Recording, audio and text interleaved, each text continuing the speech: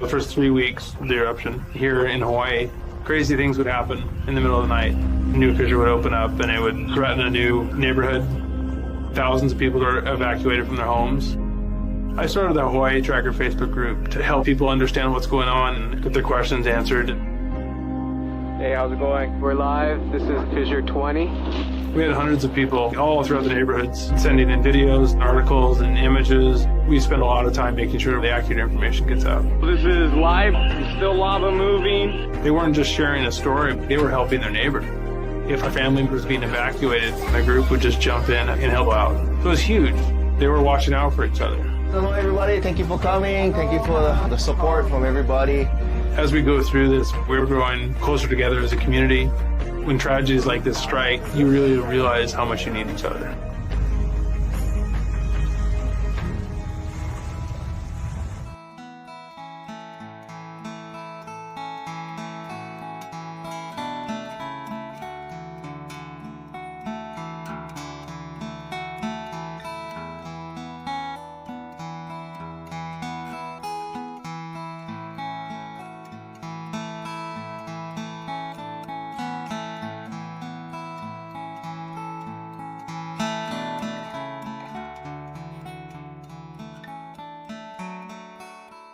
We are the Hawaiian Volcano Education and Resilience Institute, HVERI for short. A lot of people know us from the 2018 eruption of Kilauea in the Lower East Rift Zone.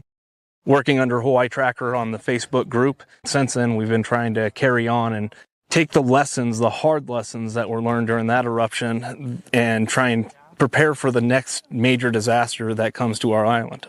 Yeah, so we do that through two different programs. One is volcano education, and the other part is digital resilience, which we address through online groups on social media. So the way the two programs work together is that the social media networks end up being a distribution pathway for all the information.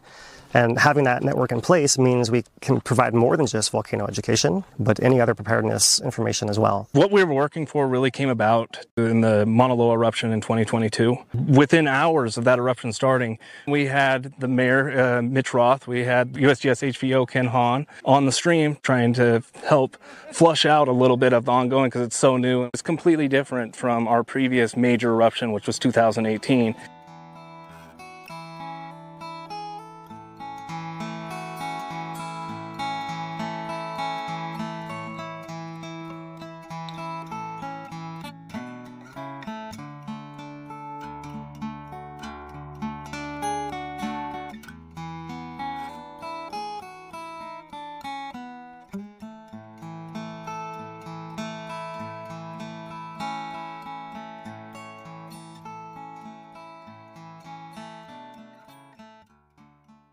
One of the things that Talmadge and I were talking about was how do we deal with social media? And it was something we needed to figure out and get right.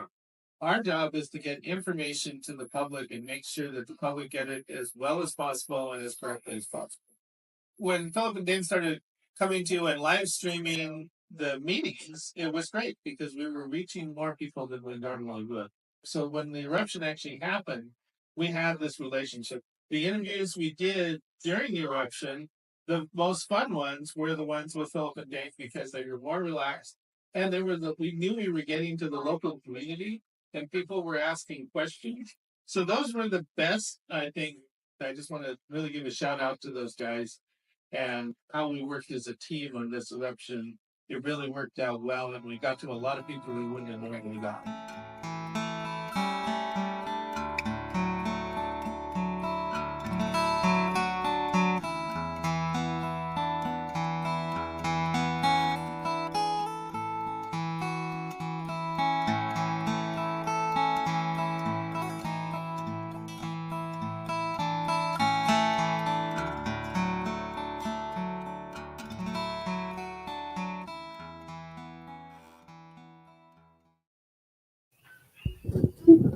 Hello, everyone.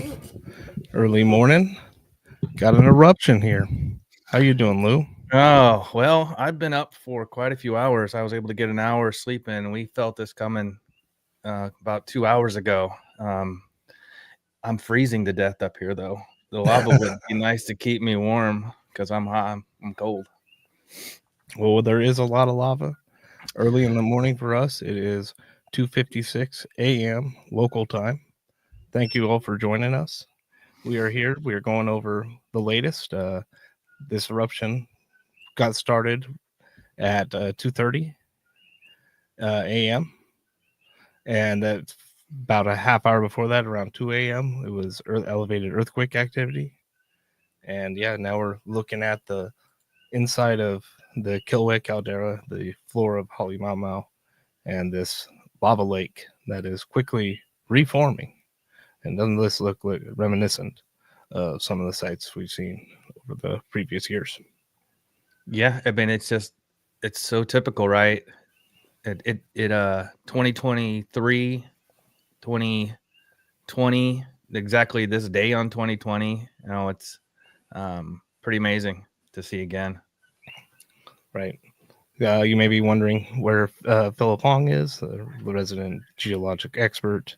He will be trying to join us. He is away right now, and it is very early in the morning. And so thank you for joining me, Lou, and You're welcome. Making sure we're able to get into this whole thing. Why don't you go through, because you've been there before at the starts of these eruptions. Why don't you walk through what is the start of the eruption? What are we witnessing here? Yeah, this one here is pretty exactly typical of everyone. I mean, we've gone through. We saw the only difference with this one was that in the last 36 hours, the earthquakes shut off. I mean, we were down to 0 on our chart coming from USGS, and anything that started popping up in the last 12 hours has been 1.2, 1.2, 1.3, but they were all summit location, all there in the caldera. We saw a little bit pick up an intrusion, I don't know, about 6 hours ago, and then 2 hours ago is when we said, yeah, it's coming, and the seismo, the spectral board blew up red before the blowout, and yeah, it's good to see it in the caldera, right? After 2 that were outside and earthquakes all over. This one here was a little bit easier for us to say, yeah, I see it happening in the caldera. So it didn't start off in the center though. It started off over at the 2023 next to the spatter cone. That was interesting. That was the first poke out. Let's see if I can put up that shot for us. Right. We do have a statement from USGS. I'll go ahead and read that while you do this. Okay. So USGS put out the Kilauea volcano is erupting once again inside the caldera. Halemaʻumaʻu now has multiple fissures across the bottom of the hardened lava lake. Oh, that was mine. Sorry. Kilauea volcano is erupting. Elevated earthquake activity beneath the summit began at approximately 2 a.m. Hawaii Standard Time this morning, December 23rd. By 2:30 a.m., the USGS observed eruptive activity in Kilauea summit webcam images indicating that an eruption has commenced within Halemaʻumaʻu and the summit caldera in Hawaii Volcanoes National Park. The USGS Hawaiian Volcano Observatory is elevating Kilauea's volcano alert level from advisory to warning, and aviation color from yellow to red. That is the highest of the 4 levels. This eruption is associated with hazards, and associated hazards are elevated. Opening phases of the eruptions are dynamic. Webcam imagery shows a line of fissures erupting. Lava flows feeding at the base. Lava fountains feeding lava flows at the base of Halemaʻumaʻu. It's early. Yeah. Well, there was a spelling error in here, and it kind of threw me for a loop because I was not expecting that. So yeah, we were looking. We got a time lapse here. Let's go ahead and get that. This is the thermal I put up to the F1, and I was just seeing if it didn't even pick up the eruption yet. So it's not even in there yet. Not even there yet. I mean, you can see it. I would have thought that one would have been quick, but there's a shot you can see it all the way over in that back wall. And it's gonna spread out. What cam was that? This one here. Oh, This is the B1 cam. It looks like B2 is actually pretty good. That's B1. Here's B2 right there. And when it first erupted from the live cam from USGS, you couldn't even see anything but just a glow. I mean, I'm sitting here and I'm watching. I just saw the screen light up red, knowing that's what we had was an eruption, but there was no actual visible lava. So I think the only thing we'll be able to see is if they give us a zoom shot of this B2 cam or B1 cam. But it was right next to what it looked like to be the spatter cone.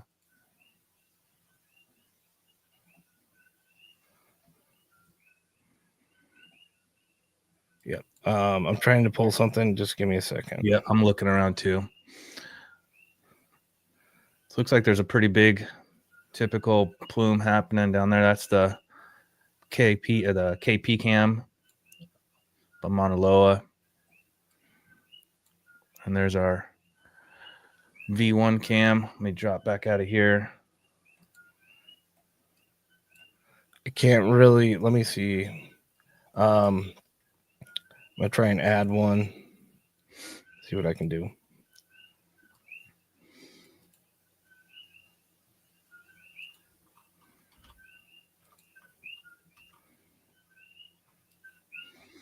Thanks everybody for joining us tonight. Yes, Kilauea has erupted. It is inside the Caldera up at the summit. And we are working to get the information for you now.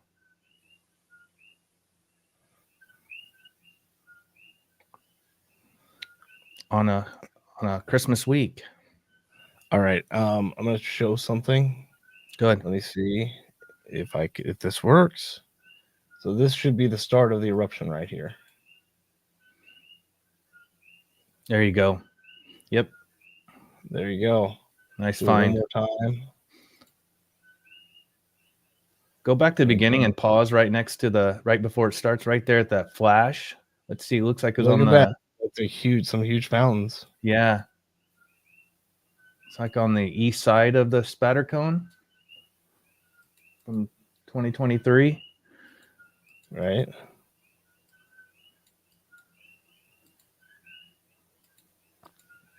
Yeah, so we'll have to keep an eye on that as that develops. Those time lapses are going to get only cooler as they go on. Yeah, yeah. All right, let's go ahead and get back to the live.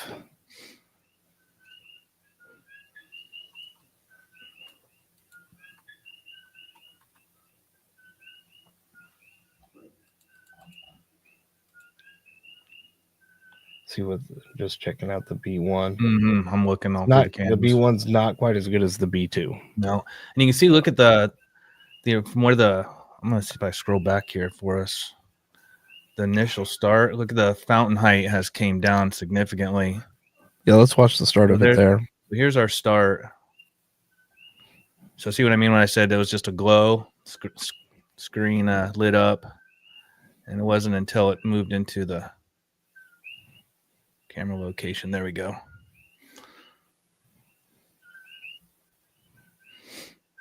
Right. That signature glow. Yep. What else could it be? But, yeah. Those aren't headlights up there. We're at 225 right now. Yep. 225. And it's already lighting it up. It's nice to have that cam there to be able to pinpoint it publicly. You know, it's time, early morning, to be able to roll it back and check out that footage. There it goes. Here it comes across right there. Yep. Right.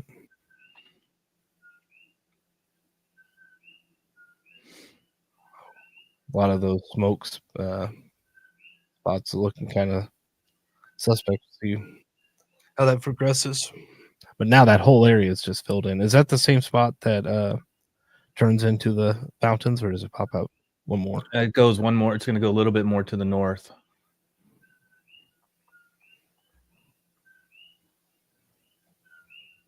Yeah. Come on. Let's back it up a little bit more. It was right at that look, right where there was degassing, that degassing spot. And then the other degassing spot too on the left of that.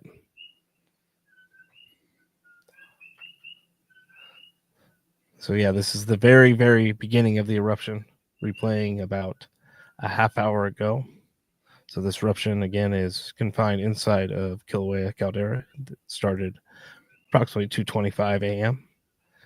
and is now filling in the bottom of the Kilauea Caldera, which has had what I want to say 6 eruptions in it since Yeah. the 2018 eruption, and since 2020 those eruptions. Just speeding up a little bit here, so we can. And this is what we consider a typical summit eruption right now. Okay.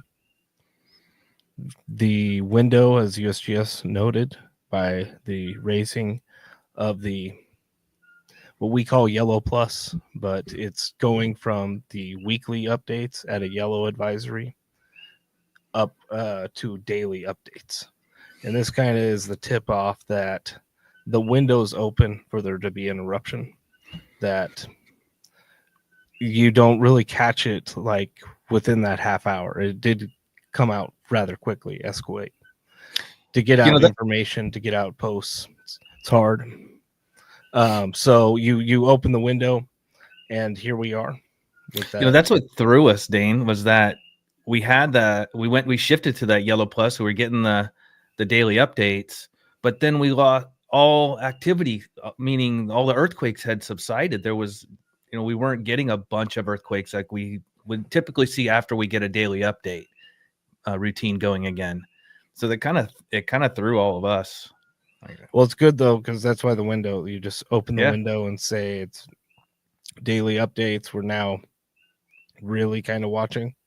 I always wish there was kind of 5 levels, or you could use a level like this. Right. But going to the daily updates is good, because that's kind of telling. And here we are, that lava quickly filling in huge fountains. Yeah, and this I think is coming close to the peak of it, because if I'm looking over at the actual live, it's definitely down substantially. As we've seen at these summit eruptions, every one of them has been shorter, essentially, in duration. Yeah, they start off very strong, and then they start to taper off rather quickly. So we'll see how long this one goes. How long was do you remember how long the previous summit eruption was? I want to say 11 or 12 days. That sounds right. Yeah. They've just been getting shorter. So we will see where this one develops to. Last ones have got more outside of the center of the caldera. This one looks to be rather smack dab in the middle to me. Pretty much. Did start on the edge. Yeah, we can see the island. Can you see the island up in here? Right. Let's see if there's any new B1 or B2. It does look like there still is active fissures off the screen to the right, but it's hard to say if they're any bigger than that central mass there, that lava dome that seems to be the primary vent as of right now. Mm-hmm.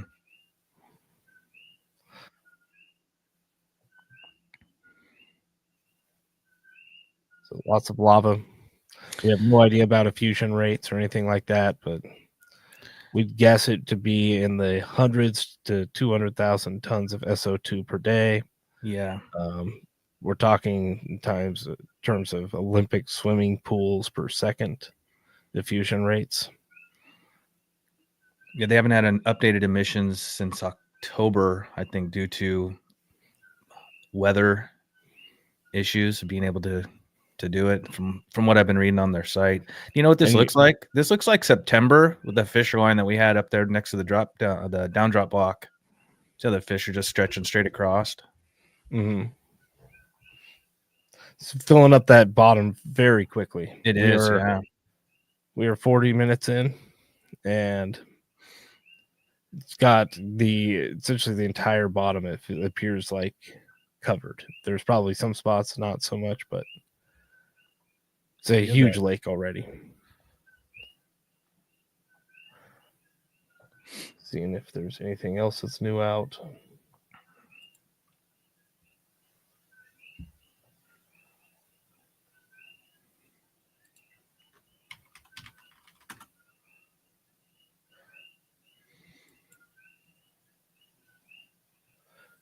Yep, there's a Christmas eruption.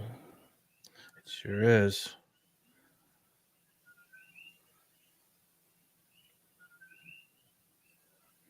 What are we? Almost halfway across the Caldera floor right now. Is that what I'm seeing? Do you have a? You don't have a screen up there. That's the time lapse you have loaded, right? Yeah. Yeah, that's the time lapse. I'm just seeing if there's anything new out. That's what I've been shooting for. A lot of people reposting this stream. I'll tell you that much. The USGS stream. Oh yeah, yeah. I got definitely the primary way to look at it. Yeah, it's been a nice feature. You never know when it's going to be useful, right? Right.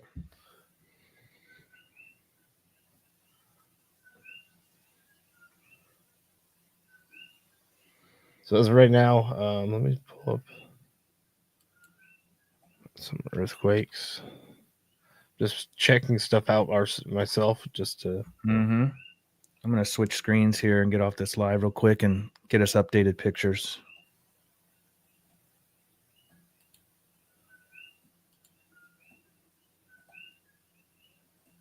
There we go.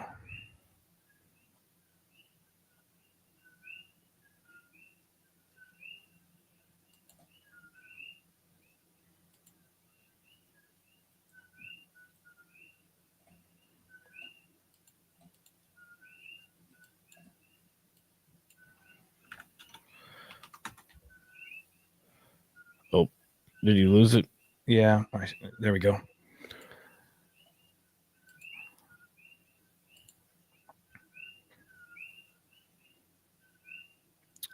So there's our bowl, right?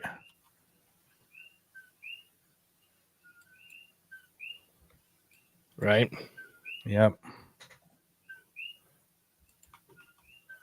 What camera was that on? That's KW cam. I got the time lapse of that. If you want to run it. Yeah, go for it. Hit it.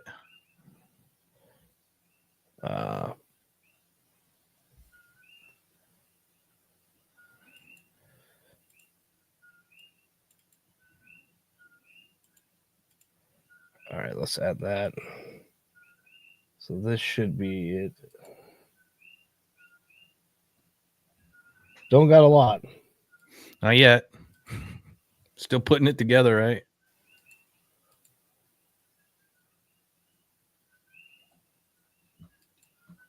And it only takes images every 10 minutes.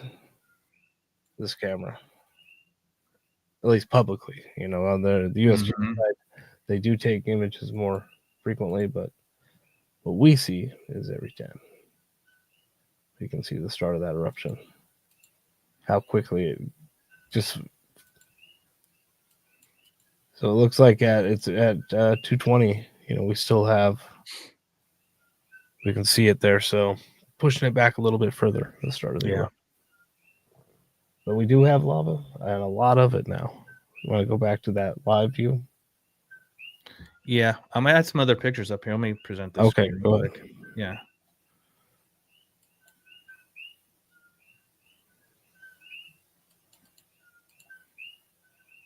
There we go.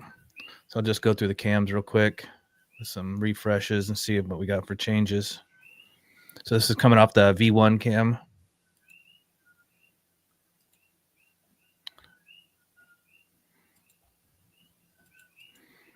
It's the KW cam.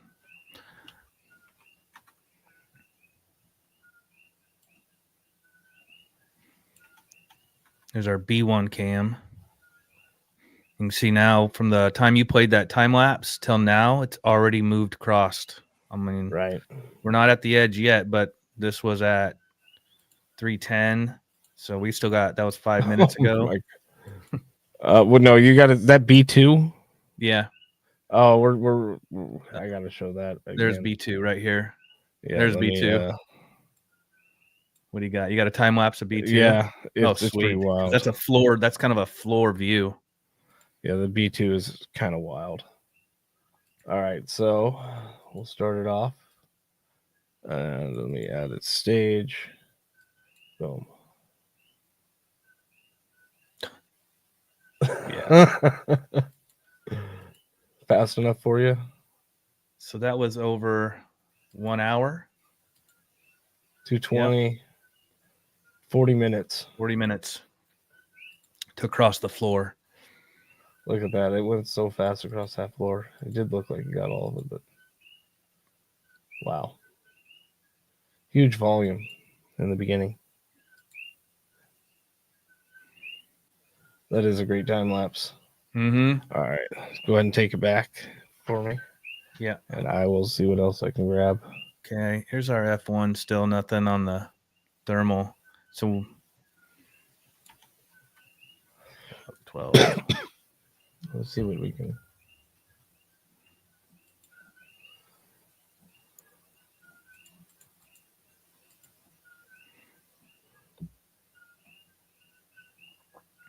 The thermal's maybe not as cool as you think it would be. No, not when it's like this.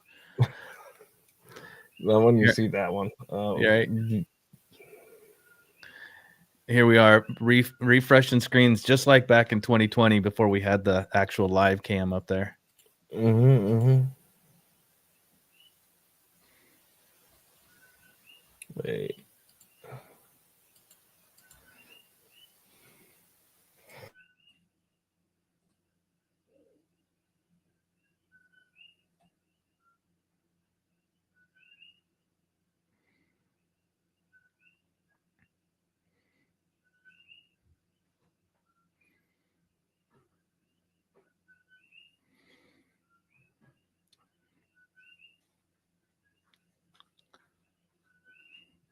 And Phil is on his way. Philip is behind the scenes working on getting information, if you guys are wondering. And Dane, we didn't wake up our interpreters this morning.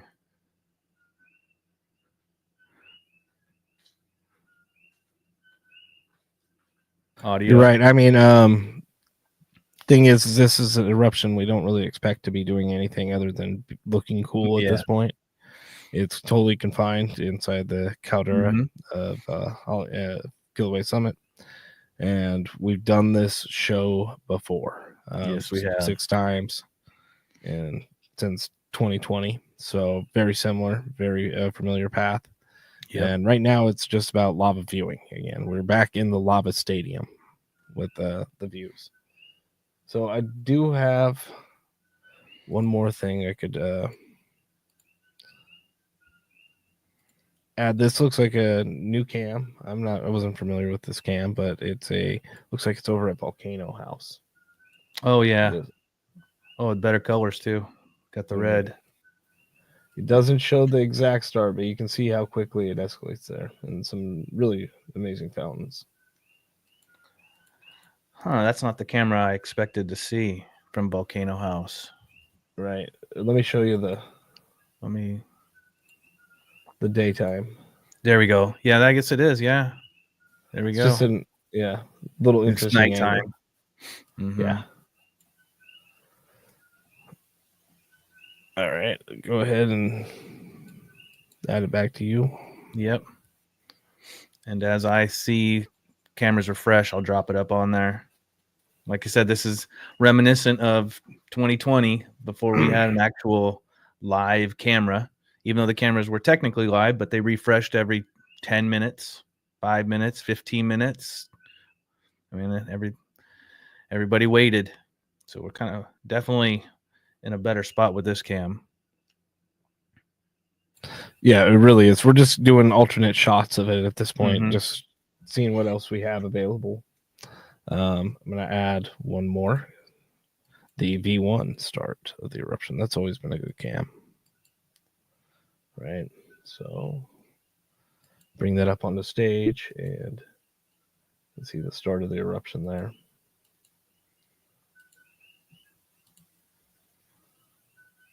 Just how quickly everything fills with lava. Yeah. There's a huge surge.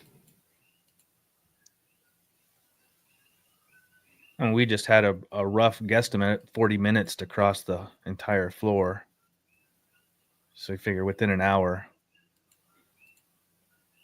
She was pumping good. Yep. And back to the live view using the USGS camera. Massive fountain in the southwest end. It's still just off the live. Yep. And the wall, we don't have a shot of that wall because they haven't moved the camera. If they would pan to the right or to the south, we'd be able to see that wall, because over on, you can see this cam here, I think back on that wall, we still may have something back there. It does look like it. Mm-hmm. It's just the wind pattern is pushing the gas over in that direction. Yeah. And really making it hard to pick out the lights in there.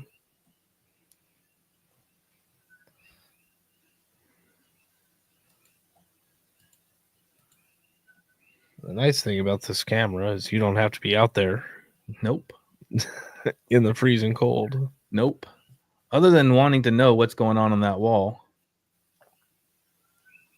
I'm warming up here. Right. In the studio. Thanks everybody for joining us. We are HVERI, Hawaiian Volcano Education and Resilience Institute. We are a 501c3 community-based organization providing volcano education, digital resilience, and youth education, our youth development program. We are waiting for our resident geologist, Philip Ong, to get with us. He's in behind the scenes trying to gather all the information he can. He'll be with us shortly. For now, Dane and I are running through the cameras, keeping you guys visually updated here. If you'd like to make a donation and support what we do, you can find us at hveri.org/donate. Super chats are also welcome. We appreciate that. And thank you to everybody this last year who have stuck with us, even though we didn't have a lot of activity. We had some short eruptions out in the rift zone. They were quick. And during the quiet times, the blue skies, as Dane always likes to call it, it's everybody kind of fizzles away. And we appreciate you that have stuck around with us, because just like this, they come out of nowhere. And honestly, other than the yellow plus that's our in-house happening, other than that, if I wouldn't have seen the seismographs going red with the earthquakes, I would never even thought an eruption was coming, because USGS wasn't posting anything over 1 or under 1.5. So it was very misleading. It wasn't until about 2 hours ago. We've said it before. I think I've heard Ken Hahn say it as well. It's a sneaky volcano sometimes. Yeah. I mean, I went to bed. I watched it all evening, all afternoon, all evening. I was posted up, watching. I could see colors. I could see the 1.2s and 1.3s happening. I just went to bed. I'm like, we're good. And no, it was 2-3 hours ago now. I woke up and start taking a look again. I'm like, oh man, here we go. And here we are. Yeah. Well, thanks everybody for joining us. We're just looking at the live views there and checking out the latest. Again, this eruption is confined inside the Kilauea caldera. We've done this eruption before. This is a standard eruption as far as Halemaʻumaʻu goes. The best part about this type of eruption is more about the lava viewing than anything else. There are some hazards, particularly with the SO2, the sulfur dioxide, the fog that is going to be emitted. The predominant wind patterns ends up taking that out over Ka'u, and there you might even get some Pele's hair and some other reticulite out on the cars in the morning. So for the sensitive out there, that might be worthwhile just to take some precautions. But otherwise, the areas of the park that would be most impacted by the gas are already closed. Those would be the old Crater Rim Drive that has been closed for over a decade now. Yeah, quite a while.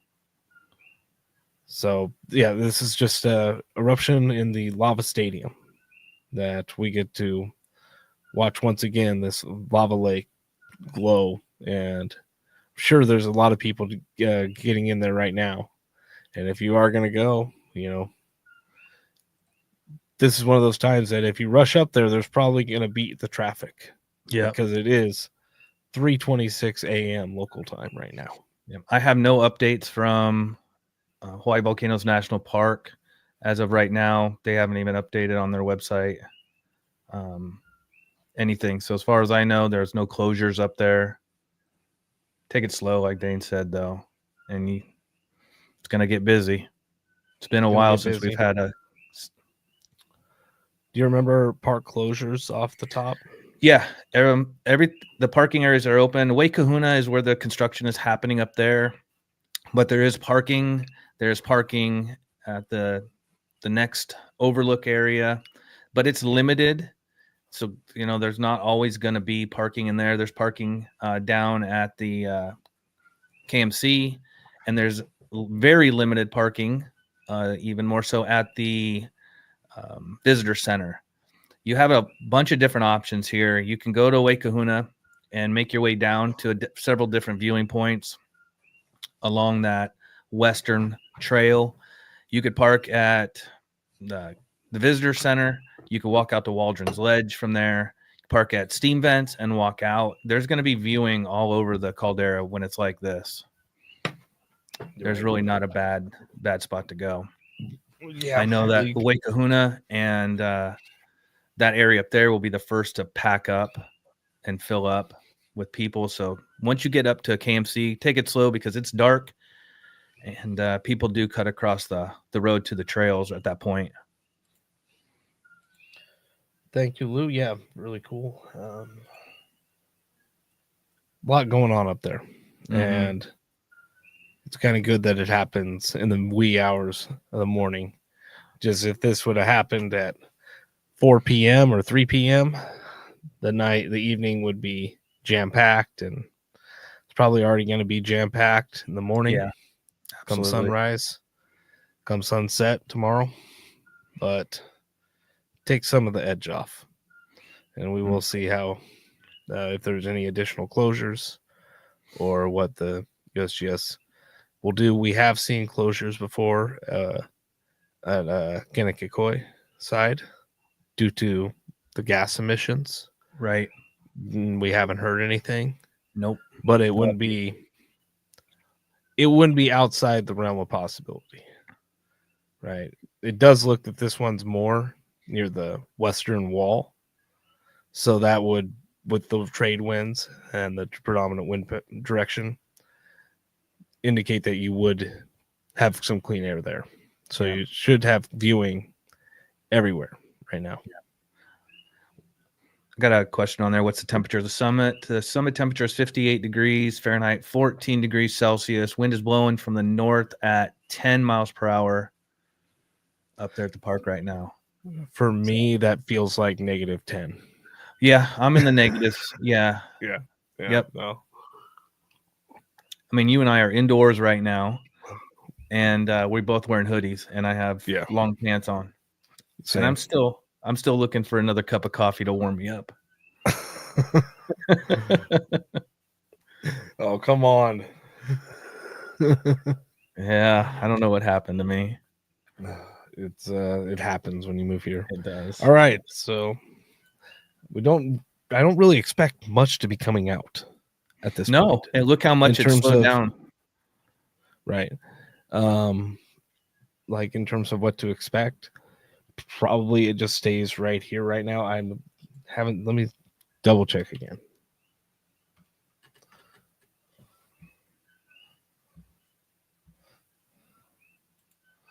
Just make sure before I go through the screens, refresh everything, see if you've got any updates.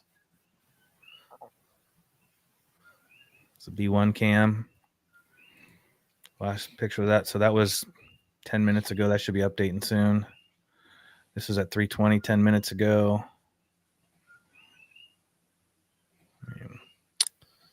What's interesting is UWE, like the tilt meter, you don't even see it. No. Like in terms of some kind of rapid inflation or it coming to the surface. No. Right.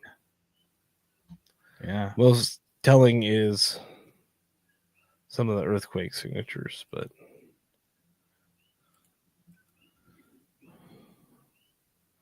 I wonder what is happening in the rift right now.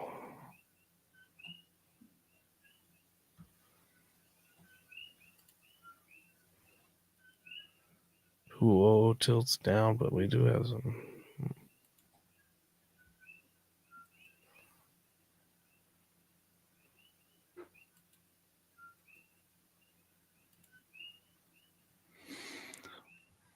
Just to let you know, the Canadians are rolling their eyes at us as we speak about the cold.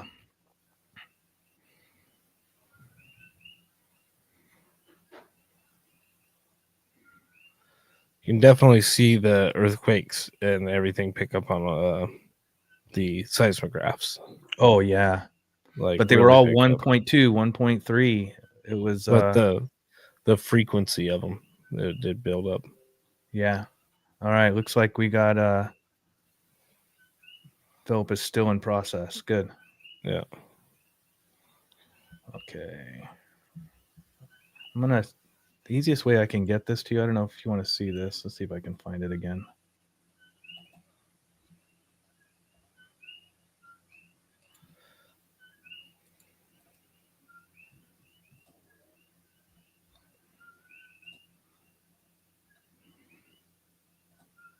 Well, there'll be a lot to talk about for Volcano Awareness Month next week. Or, yeah, right? Another week. Yeah.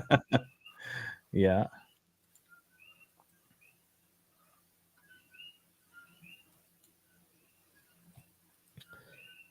I'm sure there will be some segues in the talks that were planned. Next month is USGS's Volcano Awareness Month. There are dates almost every day of the month in January.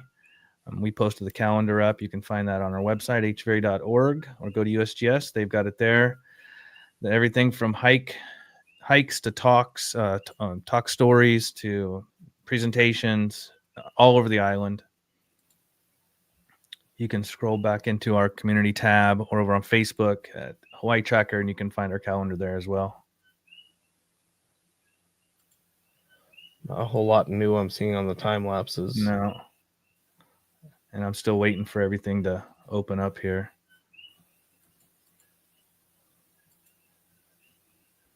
This was at 2:17. What time did we say the eruption started? About then. Yeah, so here was I just took a screenshot, and that's what the seismographs look like right there. Yeah, that's about it, because at 2:20 you can see it's glowing. So it's sometime before 2:20. But we're not, we don't have a good angle on it as far as having a time lapse that's more than every 10 minutes, one image. Right. Yep. But yeah, that does get it pretty close, and it's amazing how much of that Caldera floor was able to fill in. Yeah. At least inside the inner crater. So B1 just updated. So it's almost across. It's still reaching out. Right. B2 is going to elevated edges near the sides. Plume got a little bit bigger there. Oh yeah, we're pumping some emissions now, aren't we? Look at that. Right. Oh.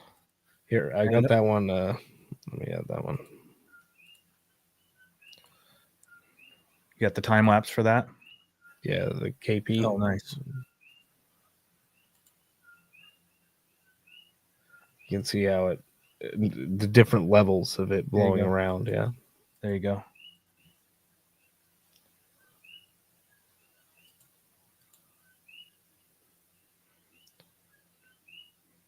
Again, every 10 minutes. Right. Yeah. a lot of emissions. Mm-hmm. It happens really quickly, and then it starts to die off from there. Yeah, So we're everybody's- probably down 60% now. I mean, take a look at from where we started. right from multiple 100 foot tall. Those are Yeah. probably what 200 at least feet tall Yeah. fountains in the beginning. They look larger even. Mhm. Some of those fountains look big, but hard to tell for sure, or even get really that close to knowing how big they were. We will know probably. The USGS will be able to figure that out for us. Yeah. Caldera size, right around 3 miles long and about 2 miles wide. I mean, give or take a few rock slides here and there. Would you say that's pretty accurate, Dane? Yeah, Yeah. close. Yeah, You it's got to big. remember, it's a living caldera. There's constantly rock slides, and we constantly have lava going in annually, and things are changing. So we'll just throw out that approximate number. And it's just amazing how much of that lava lake just glowing, right? Because this will quickly start to harden, and then by tomorrow, the amount of the glowing area that we'll see, Mhm. it'll, let's say it's still going like it is right now, but that Yeah. amount of glowing area will be vastly diminished. Just really cool. Mm-hmm. I don't know. I'm getting a sneaky suspicion just watching this drop as fast as it is. We might be 24 hours on this here. That really Wouldn't be dropped surprising. fast. Go ahead, Dane. Would not be surprising. Yeah. We Yeah, have like seen you such said, we've been getting short shorter and shorter.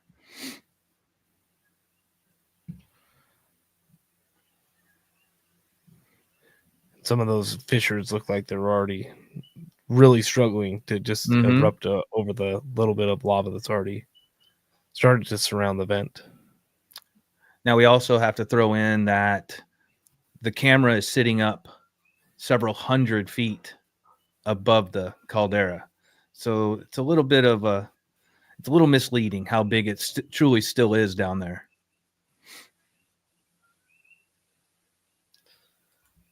Yeah, the cameras never do it justice. Really. No, never.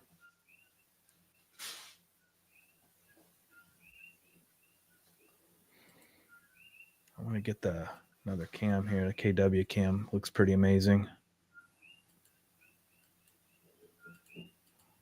I will show one more. Well, I got it. Go here. ahead. That way I can jump. So we do have the F1 thermal time lapse, and it just off screen. But you can see the. Oh yeah, that's what I was looking for earlier. So it finally caught up. Just floods across the bottom.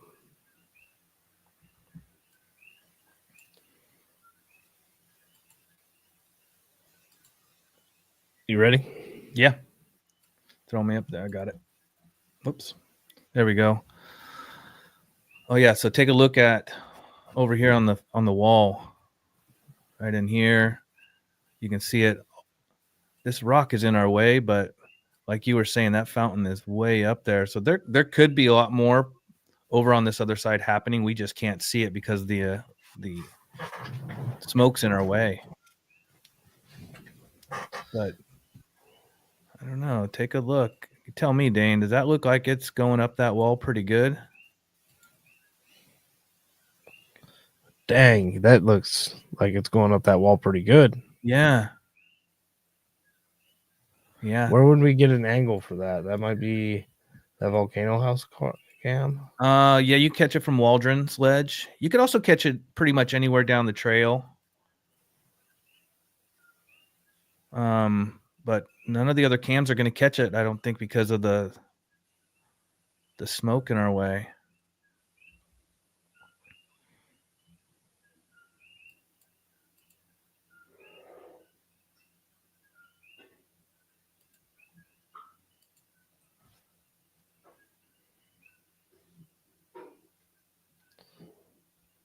That does look like it's on the wall. Right? It sure does. The B2 cam is showing it. These are Yeah, that's what massive we saw fountains. before, but you can see all the smoke there. We can't truly see what's going on over there, but look at all the how bright it is through the smoke. Yeah, there was some massive fountains in there. We did see that. But that was right at the start, right there. Yeah. But I haven't seen anything where, I mean, it's totally believable that it's up on the wall. Yeah. Right. Absolutely. We've talked about this before and we've wanted to see it. But I haven't seen anything yet that confirms it to me. That looks pretty interesting, though, the one that you just had.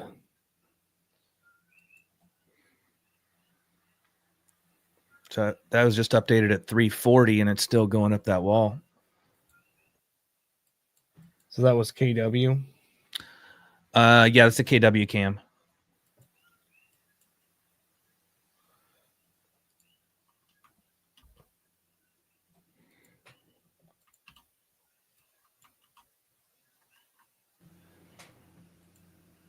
All right, let's look at the time lapse of it.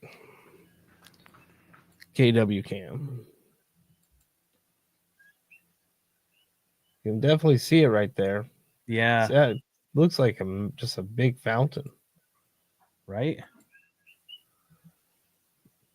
See the time lapse? I mean, this was 3 minutes ago, this photo, so it's still pumping over there.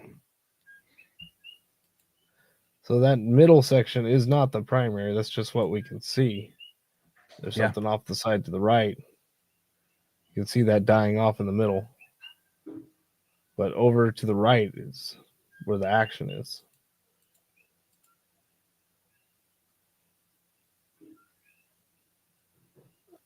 It does kind of look like it's up on the wall, though, still, doesn't it?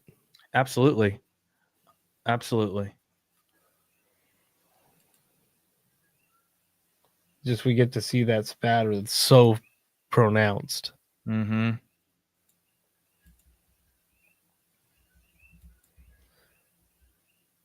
And in June, we didn't see it erupt like this on that wall. We saw it slowly when you and I were standing up there and you spotted that happening. It was just a drizzle coming out of the wall. The gases didn't blow a section of it open like this here. There's a lot of pressure pushing right there to push the fountains all the way up that side.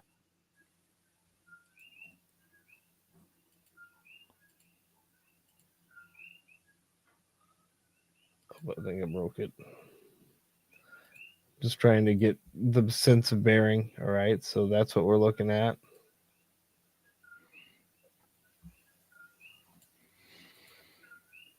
You can see there is something on the wall, right?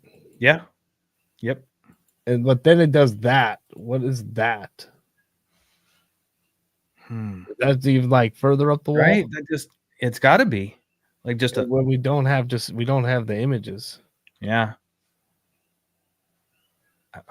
Yeah, it looks like another location higher up the wall, which again, the cameras don't do us justice because the difference between the areas could be 100 feet, 200 feet. That's a long shot from the visitors or the volcano house all the way across, 2 miles across.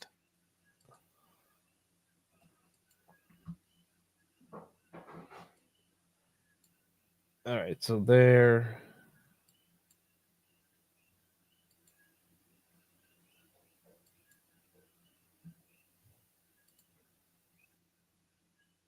It doesn't look that high up there, but with the fountains, you know.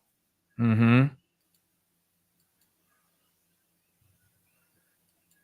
The eruption started at 2:30 this morning. 2:30. No. No? By 2:30, the USGS Hawaiian Volcano Observatory observed eruptive activity at by 2:30. Mm-hmm. So it was 2:20. 2:20 is when we caught it, yeah. Or it's 2:17 that we think, or something like that. But before 2:20 but that's with us watching the footage, you know. Going into the film booth and being able to replay it with the clock on it. All right. Anyways, I'll let you pass it back. Yeah. Do I put it on the live? Yeah, jump it up there real quick. Go ahead. I was just scrolling back myself. Yeah, look, there's a 220.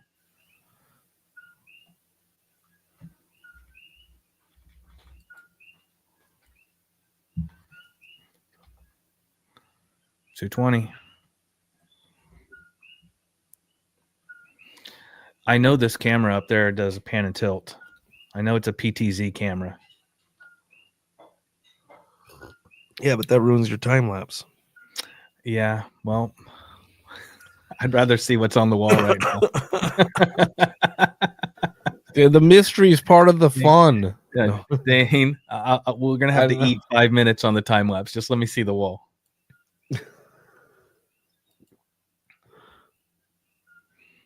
Do the frogs? Nope, frogs never stop at night here. No, I cannot. Yeah, it does look like there's something on that wall, but it is just so hard to see it through that gas. Yeah. And there is a big fountain over in that corner too, which doesn't make it any easier.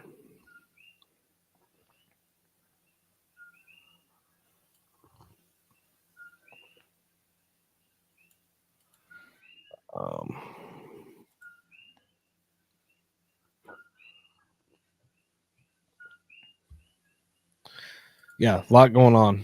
So yeah, thank you for joining us, everybody. We'll go over a little bit what you're looking at here.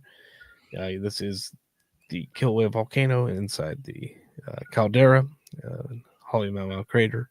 We have an eruption that started off on the side of the caldera, quickly filled into the middle of it, and it since then seems to be focusing back around where it started. We do not have a great angle of that location just because the cameras that were set up beforehand and the gas that is blocking the view with the glow, we just can't really see through it with the video images or the video or the images. So right now we're just trying to see what we got. Looks like a huge amount of lava has been able to fill in the bottom of the floor of the caldera or the crater within 30 minutes roughly. Yeah, with a little bit of stuff on the edges, and still out there expanding even further. And it is 2:40 or 3:49 local time. The eruption started around 2:20, and here we are. I am joined by Lou. I'm Dane. We are from the Hawaiian Volcano Education and Resilience Institute. We are a community organization, and yeah, we are here tonight or early morning, just going over the latest and looking at the footage as available from the USGS Hawaiian Volcano Observatory. So thanks everybody for joining us once again. And this is a pretty standard eruption. We've had 6 of these over the past 5 years. And right now it doesn't look like it's going outside the summit region. And if that is the case, then the primary hazard is once again gas, trying not to be downwind of the volcanic emissions and in the Kau and maybe South Kona region for those that might be sensitive to it to take some precautions. Because right now it is the early parts of the eruption, which would mean some of the highest diffusion rates as well as the higher gas emissions that accompany it. We've already, looks like, come down a little bit from the peak, but we do not know what's off to the right now. Nope. And there's something happening off to the right in this image that we're looking at. We're just going through the latest information that we have available to us. Yeah, and trying to see what is happening on that wall.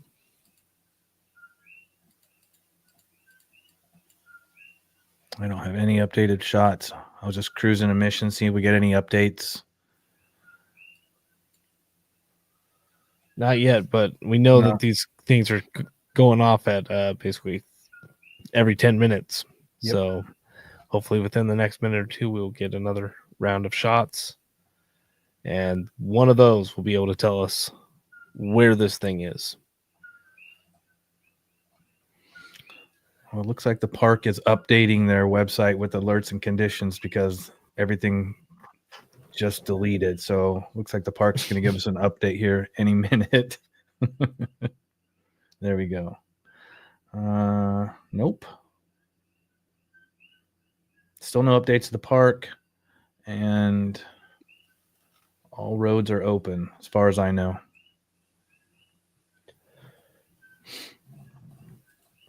Yeah, like Dan was saying, we are a community-based organization, 501c3. You can donate to us at hvari.org/donate. We do accept super chats. We appreciate everybody's support.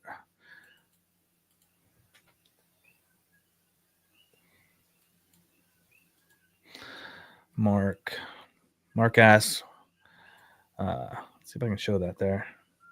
Without emission rates, can we actually tell if it's going up or down? Oh, I can tell you we're up. I mean, we're not going to be able to really tell you much more than this shot right here. Dane just showed a nice time lapse of it. Yeah, it's high right now. It's high. Yeah. We just know what it's been like for previous eruptions that in watching this one seem very similar. So we put it in the same ballpark, and they start out very high, hundreds of thousands of tons of SO2. Yep. But it will trickle off as the effusion rates diminish, and you can get down to less than 1,000 tons of SO2 per day from an erupting Kilauea. We've seen that before. It's just it takes a while to get there. Yeah, in this beginning stage, everything's high. The volume's high, the intensity's high, the footage is amazing, the gas is high. Everything's there. So the B2 camera just updated, and you can see from the live shot. Take a look at the live shot here. You can see down here was where we had our largest fountain. Take a look at the B cam now. It's as of 3 minutes ago, it's still lighting up on that wall. So there's all of our pressure coming out over on that other side. Yeah, it's definitely the wall. Yeah. We need a camera. It's just change. Is it on the wall, or is it a fountain from the base of the wall? Because we've seen it creep up the wall before, and we've seen it sit at the kind of the ring fault or whatever you want to call it of the Caldera and shoot up there. So that's the question, is that when we look at that one camera, the KW, what are we looking at? We're back here. So we're here at the B2 cam here. Right. Yeah. So the June eruption, we had the spatter cone develop from pretty much maybe 20, 30 feet up, if I remember right. The September eruption up above that the drop down block area, it started coming down the wall from, I don't know, 100 feet or so up. So it could be either or. We could either be going from the ground up, from the floor up, or on the wall, or even both. It's pretty bright up there right now. Yeah, definitely the focus of the eruption. Yeah, because the main Caldera area is really quieted down.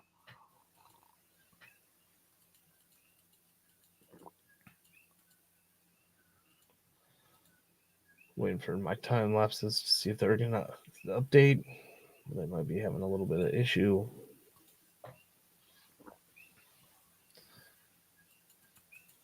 Okay, let's see here.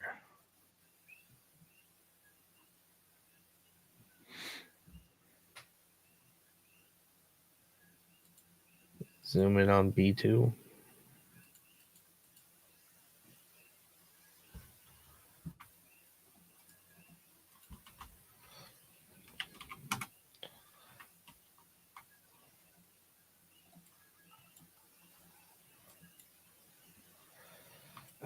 Just not sure.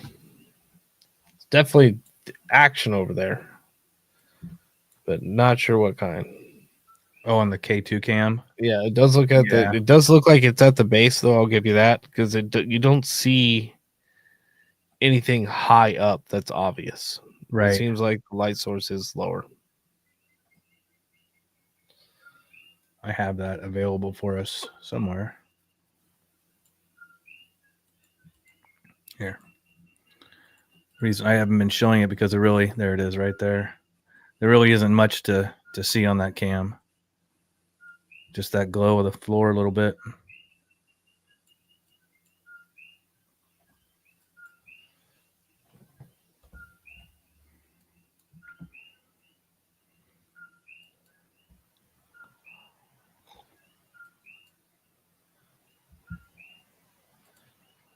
These will update.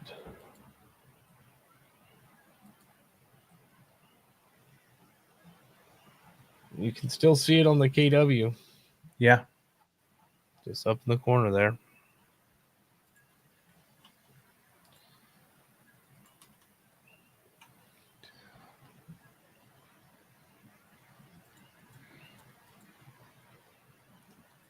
Go ahead and watch that KW one more time. Mm-hmm. Hey, look who we got. Good morning, Phil. Your audio. Hey guys, good morning. Good How's it morning. going? It's going good. Just watching the beginning of the eruption there. Yeah, you guys want to catch me up? Yeah. Kilauea's So- erupting. Eruption looks to have started roughly 220 and started around the western wall and then propagated into the middle. Since then, it appears that that middle has been dying off, but activity is still very bright. And if you look in the bottom right here is the thing of interest to cut to the chase. Because we have either a fountain or it's on the wall, but it looks much closer than the lava down in the bottom. But there's no good view of it from any other angle. So we're trying to figure out what this is essentially. Yeah, I was if you go back and forensic at the very, very beginning of it, which you guys maybe have done already. Yeah, the B2 camera might have been the one that I was looking at. You guys got that one up? Mm-hmm. I'll B2. Yeah, right here. Oops. There you go. There's our B2 cam. Yeah, so can you pull it back to the beginning? I don't have the time lapse of it. Give me a Dang. second. It's updating. Let me swap my thing. Zoom that thing B2. in, too. Yeah. Got it. All right. Yeah. I am. There you go. That's just full speed right now. Then we'll go back and frame by frame it. Yeah, so right there. You can see the fountain right there in that one. If you zoom it in. So that gives you a perspective of where the base of the fountain is and how tall it might be, and maybe the angle that camera might be catching to silhouette that rock right in front of that fountain there. So it's still big fountain then, essentially. Yeah, see it right there, that on that left side there, Right. right there. If you can zoom that in, are you able to? Or maybe you can't. No, but I found a way to zoom it really well, or to. Zoom's not going to work that great on just what I'm working with here. Okay, I can pull it up too.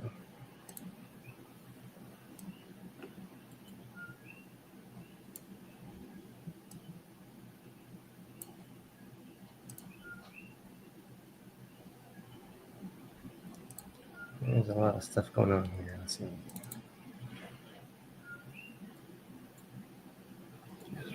Continue to play that a little bit. It's just amazing how fast that lava lake fills in the bottom as well.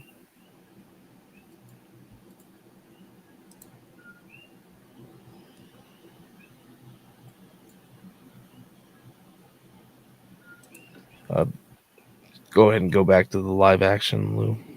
Yep. There you go.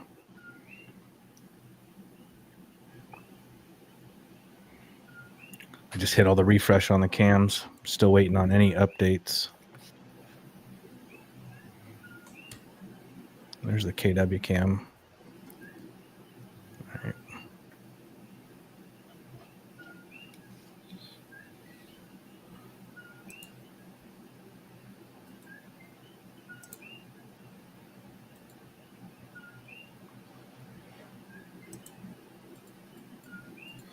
Yeah, so really interesting stuff. We are now about 40 minutes into the eruption, give or take a few minutes. And we are joined by Philip Long, who's catching up on everything. It is early in the morning for us and just trying to figure out the latest. And yeah, thanks everybody for joining us again. And I think we're getting some stuff lined up and figured out. Mm-hmm.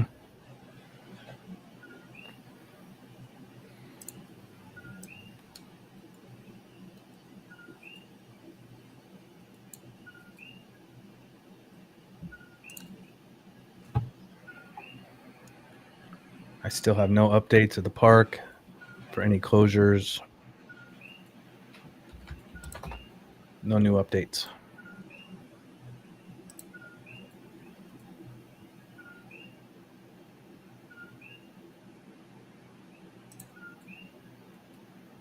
Can't show the. Oh, go ahead. I was going to say, this is the third eruption this year, right? We snuck in a third one here. Yep. And last year, we also had 3. And I'm wondering how long it's been since we've had 2 years back-to-back with 3 eruptions each. It's been I'm not sure where the record of that is. Well, after 2020, we had, was it September of 21? We had several months of an eruption, right? It really didn't subside. Right. Yeah. So it's kind of how you count them, right? Because we've discussed before, we could count eruption days, and obviously we've had whole years every day have had eruptions. But then for it to actually stop and start, right? Right. If you count it that way, then this is pretty unique what we're seeing here.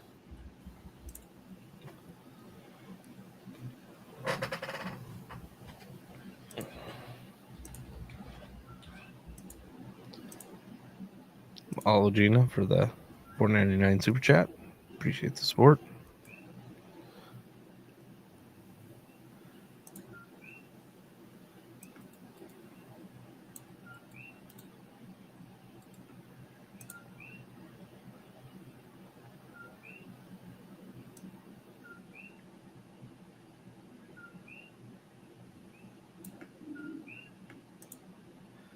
All right, so there's a question in there. First part of it is, how big of an area does that feed show? Probably 2 miles, 1.5 miles crossed. Mm-hmm. That screen would be my guess. Ballpark, fairly big area. And how big of a deal is it? In terms of human impact, very, very low. In terms of something that, because it's confined within the Kilauea Caldera, which is the primary spot that it likes to do things at. And the thing about the Caldera is that it creates great viewing opportunities. You have a road that surrounds the perimeter of it, so you can go visit it essentially. And this is what we call the lava stadium, because no matter where you go, you're going to get a great view. And unlike the last 2 eruptions, which took place in the remote parts of the rift zones where access was not good, visitors were not able to go out there and see the lava for themselves. This eruption, if you were on the Big Island right now, you could hop in your car, drive up there, get into the park, pick your spot, and be able to take in this spectacle for yourself. We throw in there, Dane, too, that the question on how big a deal is this? Well, the impactfulness, there's 2 sides of this. One is is there lava actually putting anything in danger? And obviously, as you just said, it's inside the caldera. The other is the emissions. And if you're on the Kona side of the island, you have the SO2. So if you have any type of sensitivity towards SO2 or just airborne issues, pay attention, because this is the peak of it right now. I would imagine over the next 24 hours, we talked about that earlier, how it subsides, but it's still going to be up there. We were at around 70 on the SO2 level. And I think Phil brought it up. I asked maybe a week or two ago when we were talking about Mauna Loa. That was in the 350,000 range. But Kilauea was somewhere, could be right around 150 to 200,000. Phil, you can jump in there and correct me if I'm wrong on that, but I think that's where we're at. Yeah, that's what we've come to really understand is that that's not the best way to describe these. We've heard USGS recently say we really shouldn't be describing this in thousands of tons per day because it's not emitting that rate for a whole day. Right.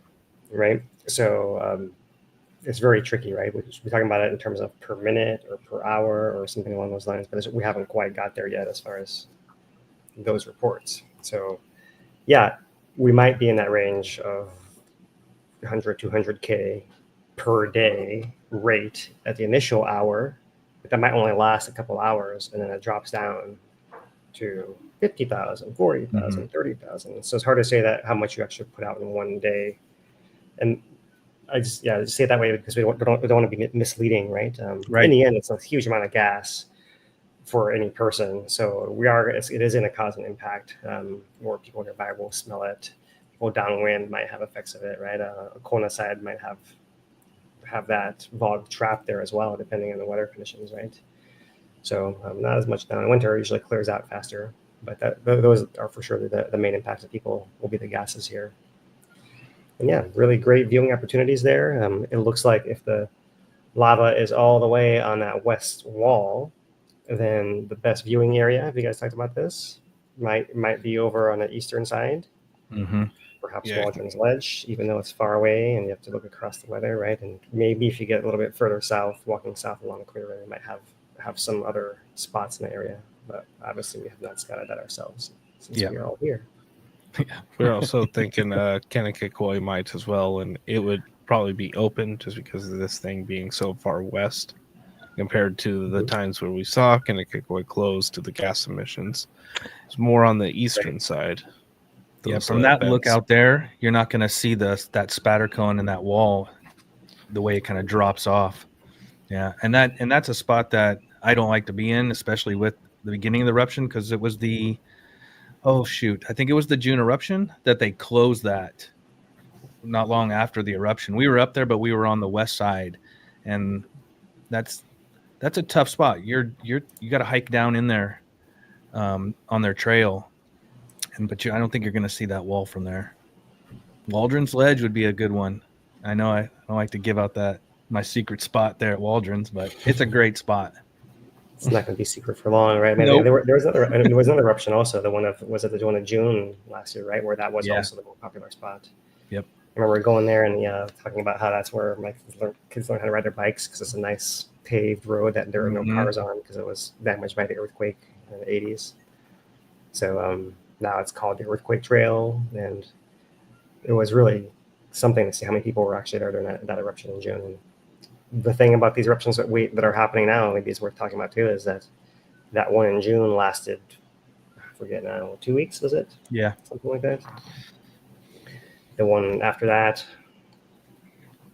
on the Southwest Rift, was less than a day. The one on the Southeast Rift was 4 days. So right now, the views can be great from everywhere. The lava lake filling the screen right there is something you can see from all viewing areas: Kilauea Overlook, Kahuna, or Volcano House, or Kanakikoi as well. Right, those are all good areas to see the lava lake. So there's tons to see all over the place. If you're looking to try to see that fountain on that very, very far side, right, which is a long way away, then you need a big optical boost of some kind, telescope, binoculars, zoom lenses, those kind of things, to get at that. And I would suspect that some of our contributors will be submitting those to us in the next day or so, right? As they come back from their adventures and process. You're just a little early, Lou. Just go back to the live for a minute. Yeah, and you can check these. So yeah, it's it may not last, and certainly, because it's in the Crater in the national park, and there's no threat to people. This is one of the ones that's probably worth looking at if you can, and the sooner the better, because it's never as good as right at the very beginning. And if indeed some of those middle fountains are dying off, then who knows how long it'll stay active altogether, right?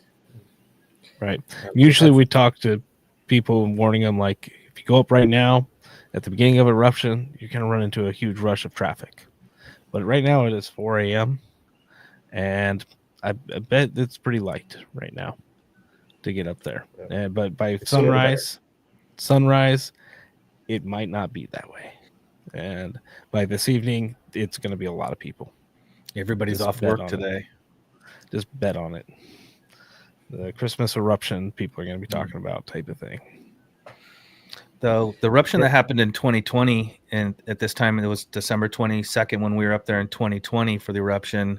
I was just talking about how the roads were completely on both sides, parking from right at the steam vents all the way up to KMC. People just scavenging for parking because it's December 22nd, 23rd, and everybody's off work. And plus, we don't know what the island has for tourism right now, but people are over for the holidays. Yeah, for sure. Yeah, it can be busy. Yeah, but that's right now. It's not it yet, right? There's usually, if you get in soon enough, the sooner the better. So yep. Right? Tomorrow is going to be not soon enough, or maybe not tomorrow, right? When it's daybreak, will be not soon enough. Right. So I've got this B2 camera here, and I got it zoomed in. You guys want to take a look at this? Yeah. Sure.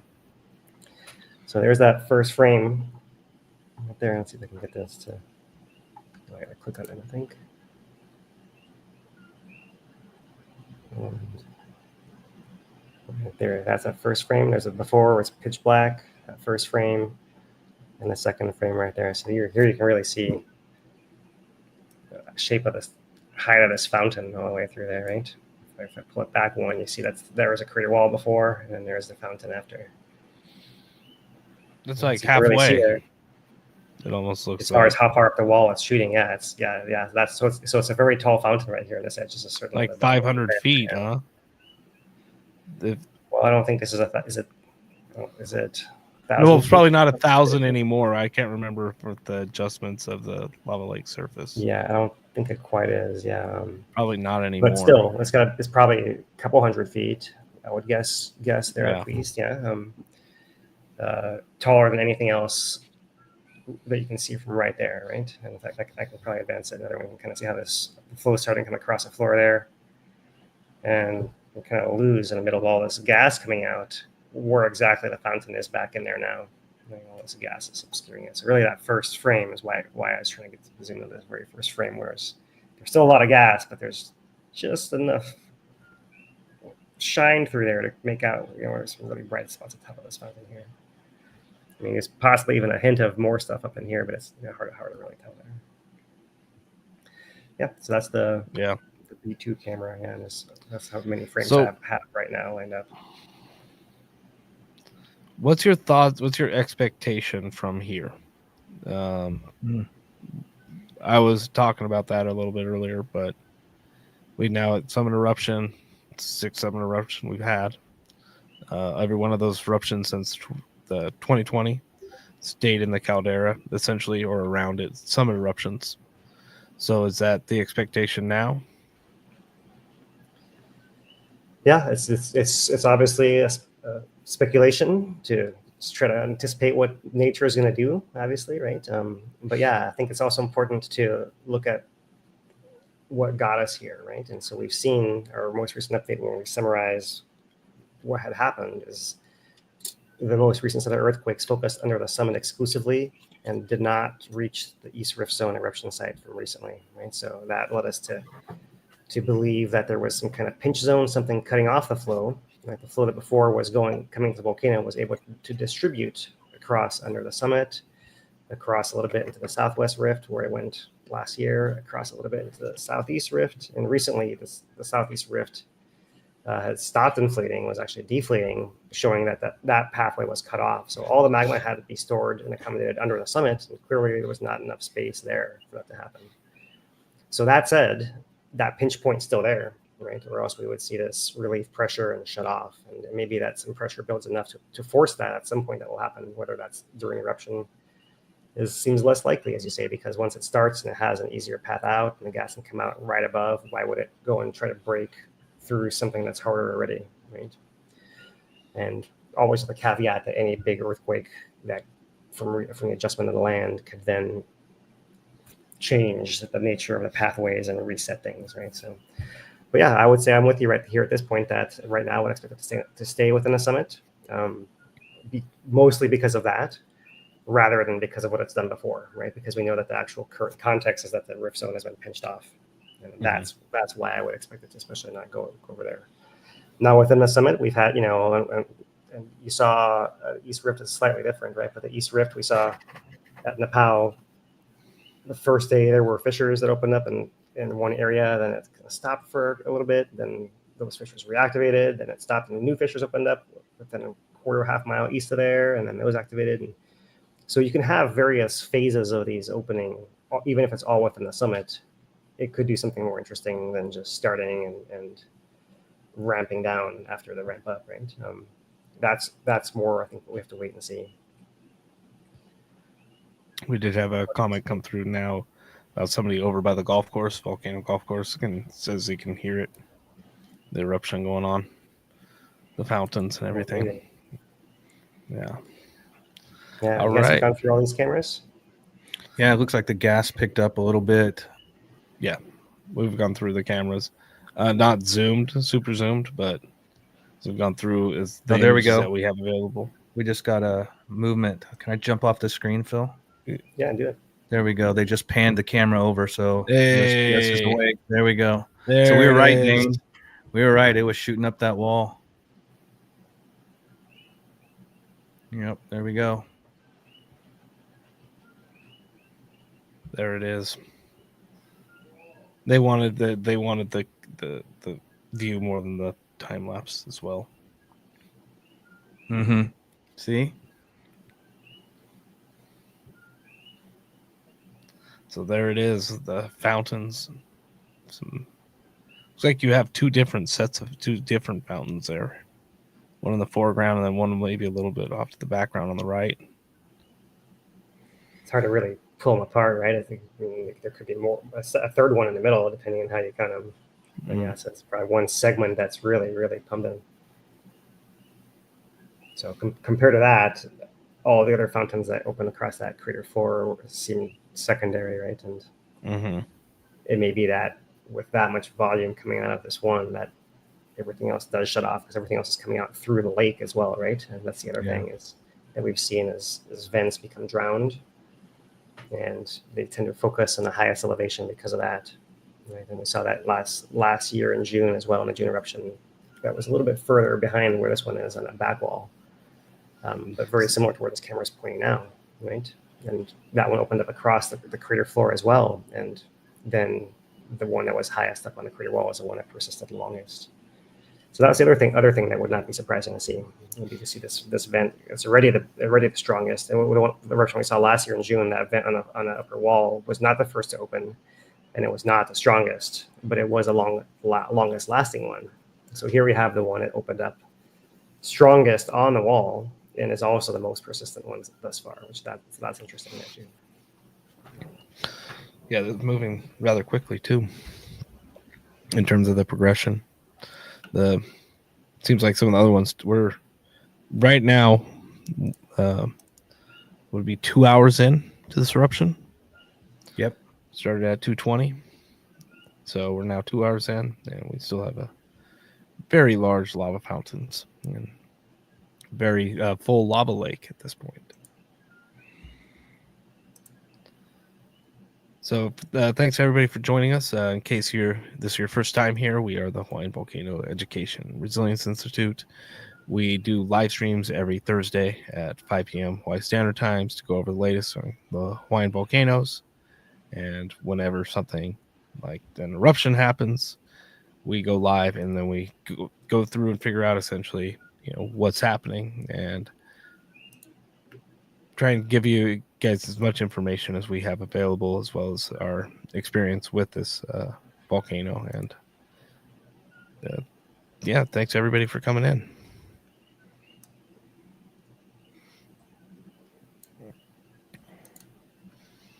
Yeah, we are 501c3 community-based organization. You can send us a donation at hvari.org/donate, and we do accept super chats.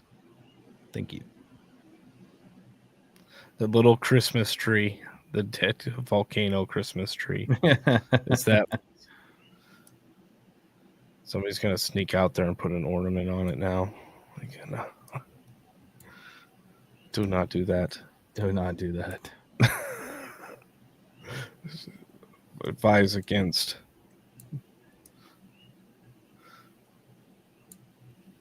But yeah, amazing footage there. Mm-hmm.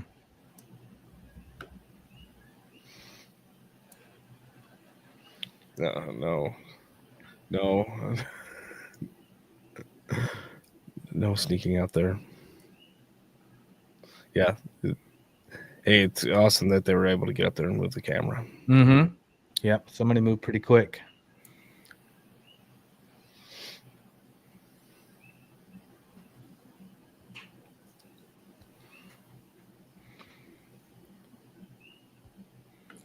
Have you guys looked at that KW camera and where those fissures popped up on the crater floor in particular?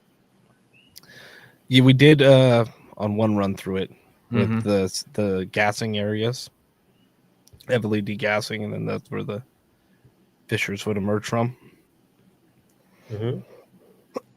Yeah, and beyond that, you can see that original old north vent area there, or maybe it was the old west. Maybe it was that west vent. I forget now. That first one activated, and it looks like the lava lake in the back also activated early on before getting totally swamped up with lava. And so it actually reestablished, it flowed into that nearby vent area and then went through that old lava tube, popped back up, and then the whole thing got swept over. That doesn't really show on the KW camera as much as some of the other ones, but the KW does show that other vent. Pretty interesting. So let's see here if I can manipulate this. You can see a little more easily. First of all, you can see how big this fountain is right in here. Yeah, there's a massive railing thing in there. See how tall that one starts off, and it does die off later on, right? So that spot right there, let's pull it to daytime.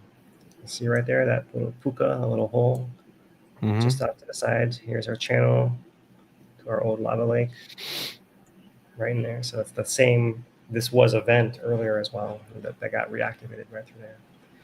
And we imagine that these areas of old vents, they left piles of cinder around them when they were forming, right? So there's extra loose material in those areas especially. So if you're injecting lava beneath that crust, which is the path of the fissures, then that is an easier way to force your way to the surface because there's more loose stuff than where it might be more solid. Of course, it's all cracked and degassing all through the areas you guys mentioned. But even within that, there you can see the little variations of right there, and then that one over here too. This might be that other. This might be closer to that north vent area. Yeah. So those two. That next one over there. Yeah, also becomes, and there's one further over. Let's see if I can pan this over a little more. I was curious also, like how far are these fissures actually going? So if I draw that right there and I pull this back, you can see where that was right across there. So pretty fascinating, yeah. I'll see if I can find that other camera where he pops into this pit here. But you guys can go back to the live stream for now. Here, I want to show one little one that's go for it. Just live now. Just came across. Just show you that. Really can see that fissure line there. Up against the wall, it looks like a large. It's going to transform that area. wall before it's over. It's a large area. That fissure line is still active. It is, yeah. Interesting. It comes across coming up that ringfall of the crater. Oh, yeah, right. It's coming parallel. It's not cutting across it or going up the wall. And it's along the base of the wall. Almost looks like it formed a 90 almost with the fissure line, with it wrapping around there. Interesting. I don't know. I'd have to look down. I want to see the map now from the top of the early stage of this. Yeah. Sure Hard. The perspective is hard to tell from right there. Yeah, it could be a continual line, right? It's just Could be. because we can't tell exactly what's, where that is, that fountain exactly right up against the base of the wall, or is it closer at the left side than the right side and it's coming out towards us? You can't really see that so well. My reaction though was the same as yours, that it looks to be around the bottom edge of the caldera, wrapping around that in a ring. Yeah, That's yeah, what yeah. it does It look could be like. angled slightly off. Yeah, it's hard to Right. tell. Right. And I can't really Right. Let me put it back recall to from this live. angle, right? We had last year in June, that eruption in June was the first one that hit that southwest down drop block. Right? So there was some other cracks through there as well. Right? That could be possible pathways of this fissure line.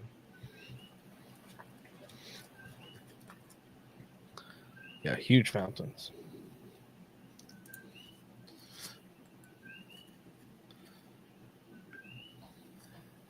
Really not much to say in terms of this is again the eruption inside Halemaʻumaʻu, which is Kilauea caldera, the spot where things happen the most, and we call it the lava stadium because really in terms of hazards or the risk to population, very low. In terms of what it could be, the potential that's there. There is still some hazards out there, primarily in terms of volcanic gas, but this is where you can now go to see the eruption, the last two eruptions, in the remote spots on the rift zones, and nobody was able from the public to get out there to really see these things. But this one, very easy to get out there, and I'm sure many people are going to be going up there this morning and getting the sunrise coming up over this brand new eruption that's taking place.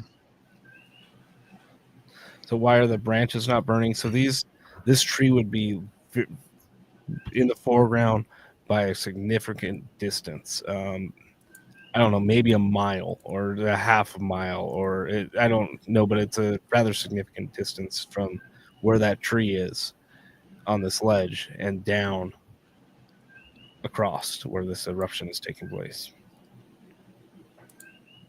Yeah, it's a We ways did have up. a $26 donation come in from Katrin. Thank you very much. Thank you. I think I said that right. Katrin? Kat? It's 4:30 a.m. We need some slack. It is 4:30 a.m. Still no updates at the park. I'm assuming everything. If you are up there right now, you can shoot me a message if you already know how to do that, or jump on here and let us know any road updates. There's no updates online as of right now at the park.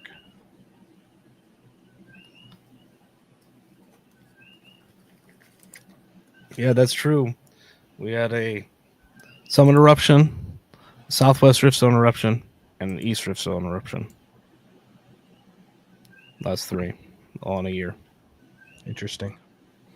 That's kind of cool. When was the last time we need a sport, or we need the sports AIs that keep track of all the stats? We need one of those for the volcano.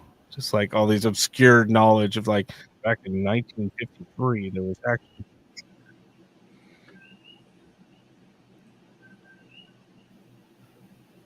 So I think it's the F1 camera is the one that showed that lava pond refilling. So let's see if I can get that one there somewhere. Just a few seconds. I'll be right back.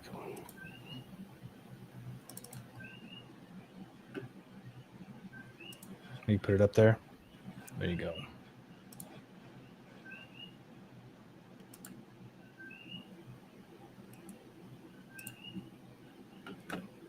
All right, so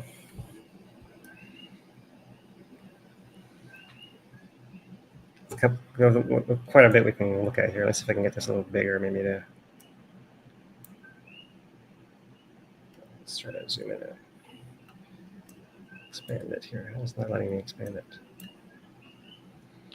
All right. So Everything is on a scale of hottest around 40 degrees Celsius. So that's just the steaming and hot spots in the crater floor that haven't really changed in quite a while, right? Several months we've seen those hot spots. So this is nothing unusual in the lead up to the actual outburst. And then here we are coming at 1 a.m., 2 a.m., and there's our first frame. So there is that brightness. Can't tell exactly if it's a fissure as much as that big first flow coming off of it.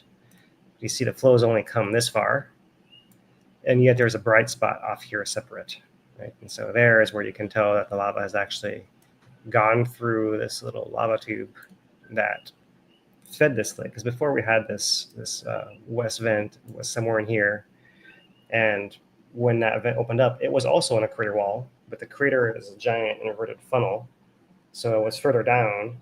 And when that whole thing lifted up, now it lifted up into a spot that's away from the wall. And that's kind of what happened with that, with the actual vent that was over here. And from that vent, there was this tube that went down and fed this lava pond, and then another one that would take it around and underneath this island, this central island. Let's see if I can pull it back to where you can see that a little bit there, right? This highest spot right in here of what was left of the very original from December 2020 lava fountain, the cinder cone that formed where that water lake used to be. And then as the lava lake flooded that very bottom of the cone, and that tephra and all of that stuff that got welded together, floated up as an island, and that thing was bobbing around in the lava lake and then moving and spinning, and it parked itself in the middle, and it's been rising with the crust ever since then. And every eruption that's come has kind of lapped onto it further and further and further. So there it is, this dark spot right here in the middle. And if we look at what happens with our sequence here, you'll see that now it's actually, for the first time, fully all the way under lava. Right? So now that island from now forward will not be something we'll see, unfortunately.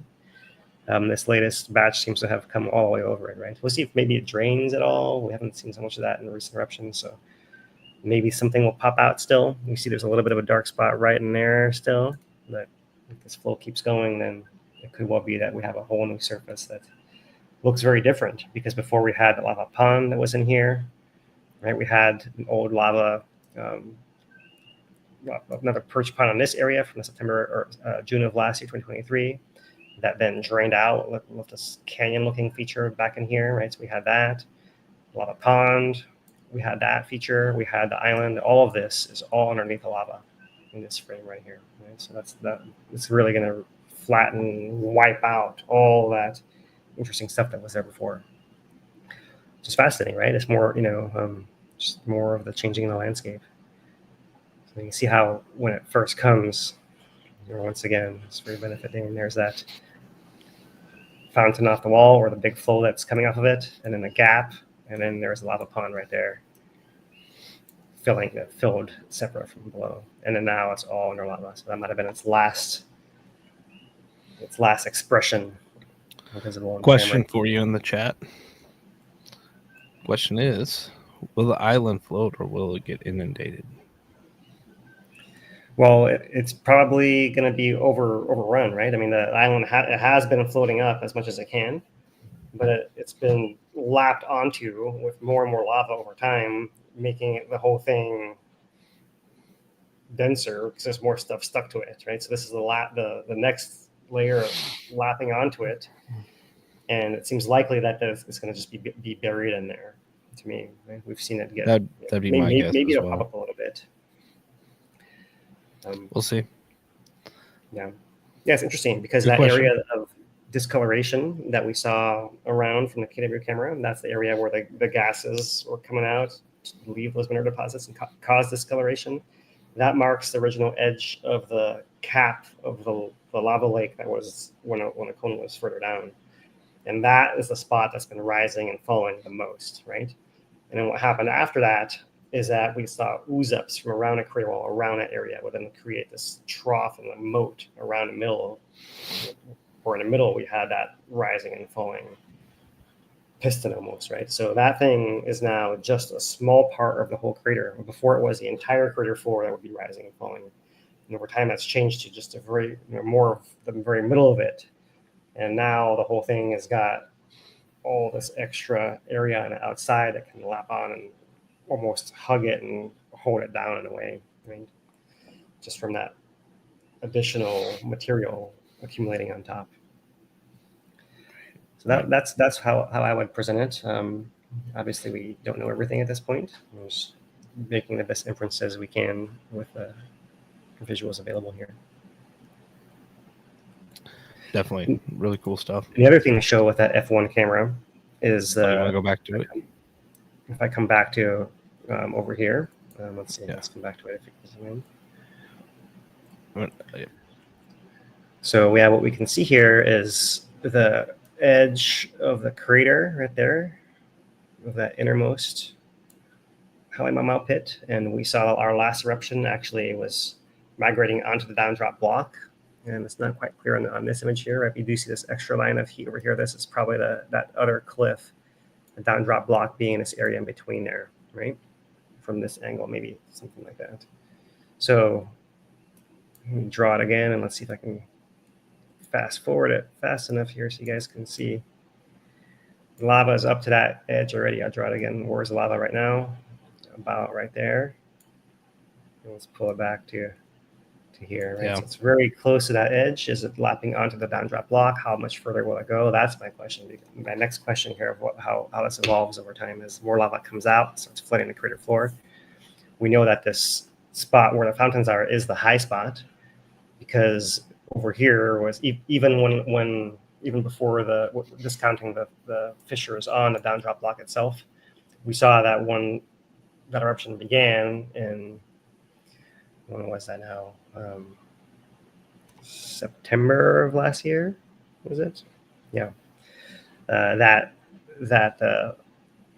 lava was lapping on and almost spilling out of that crater on this edge right here. So, and then that was where we left the last summit eruption, right on the very edge of that thing. So that's the question now. We can carry it forward. How far will the lava spill out of this inner crater? Will it start coming out on downdrop block? And if so, how far? How much of that recent eruption of last year will it cover? And can it make it all the way to that edge of the talus pile over there?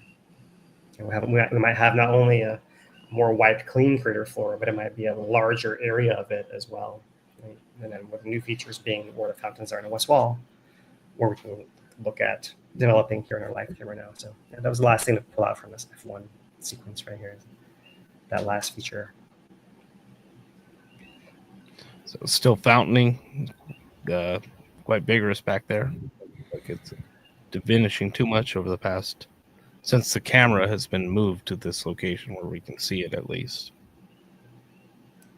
I don't see much of a change. I mean, it's just going. It's just going.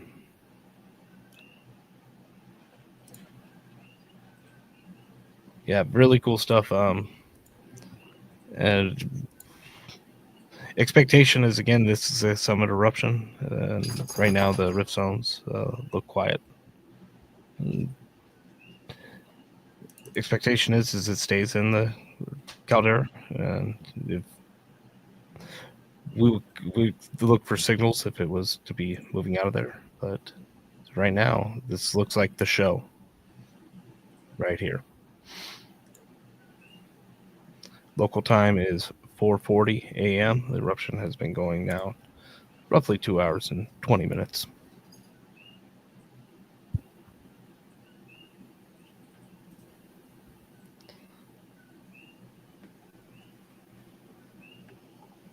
We are the Hawaiian Volcano Education and Resilience Institute.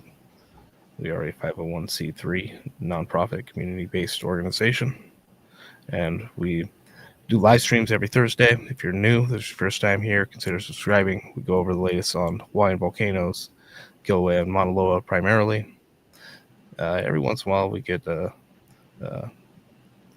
it's 4 a.m. I'm not even going to try it. The volcano formerly known as Loihi. There you go. Safe. Being safe. But yeah, if you consider dropping a subscription, we also maintain the Hawaii Tracker Facebook group, which is a place that's been going since 2018 or since 2014, covering the eruptions, getting the on the ground information for residents, by residents, try and get the real information out there. But sometimes the official word takes too long. We've seen eruptions move into residential areas, and those eruptions evolve minute by minute, hour by hour, and people need the information in those times the most. This type of eruption inside the Caldera, inside the national park, the place that Kilauea does things the most, this is within, expectations, and right now we're kind of just watching the show. Along with you, we're looking at the USGS webcam here, and this camera is sitting on the western wall, northwestern wall, and looking down into the caldera at this new fissure and this large geyser of lava coming out. A few 100 feet tall, probably. Not sure. Kind of guessing. But it's definitely, that's probably ballpark.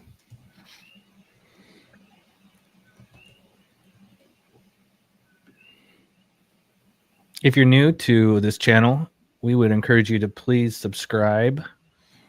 Oops, I don't want there. Subscribe to this YouTube channel. Hit the big red button. The subscriptions do make a difference, and we are trying to get over 10,000. Once we hit 10,000, it gives us an opportunity to run our nonprofit better on here. Super chats make a big difference in the long run, and having that 10,000, that's our cap that's our line for YouTube that we need to hit. We do take donations over at our website at hvari.org/donate as well. But if you're new to the channel and you haven't subscribed to this channel here on YouTube, please consider. Yes, there's a question. Didn't the channel have a different name before? Yes, it did. Back before the nonprofit was formed, the YouTube channel was known as Hawaii Pod. If you've heard that name before, or for one of our longtime subscribers, welcome back. But yes, we are now a nonprofit and able to do this more frequently and more professionally. And really, this again, it all depends on the eruption. We go online, we go live, we start figuring out what's happening. And in this instance, we don't really need to do much more in terms of escalation. We do want to articulate that there is a hazard for it in the form of the volcanic emissions. Downwind from this area would be the most concern would be Ka'u, maybe South Kona. And if you've had the sensitivities to the SO2 before, the sulfur dioxide, it might be time to take some precautions, at least till this initial stage wanes a little bit, as well as we expect then the emission rate to diminish as well in general. But it all depends, right? The way the wind's blowing and all of that makes a difference. The caldera right now would be open. We haven't heard of any closures. And if you're going up there looking for viewing, we would recommend checking out the western wall, somewhere around Volcano House, but down to Waldron's Ledge, and maybe even a little bit further south around the Caldera crater rim, Caldera rim. We're looking now. I saw in the chat somebody called that the Charlie Brown Christmas tree there. Yeah, I saw that. And it's not the worst description I've heard. No, it's good. Yeah.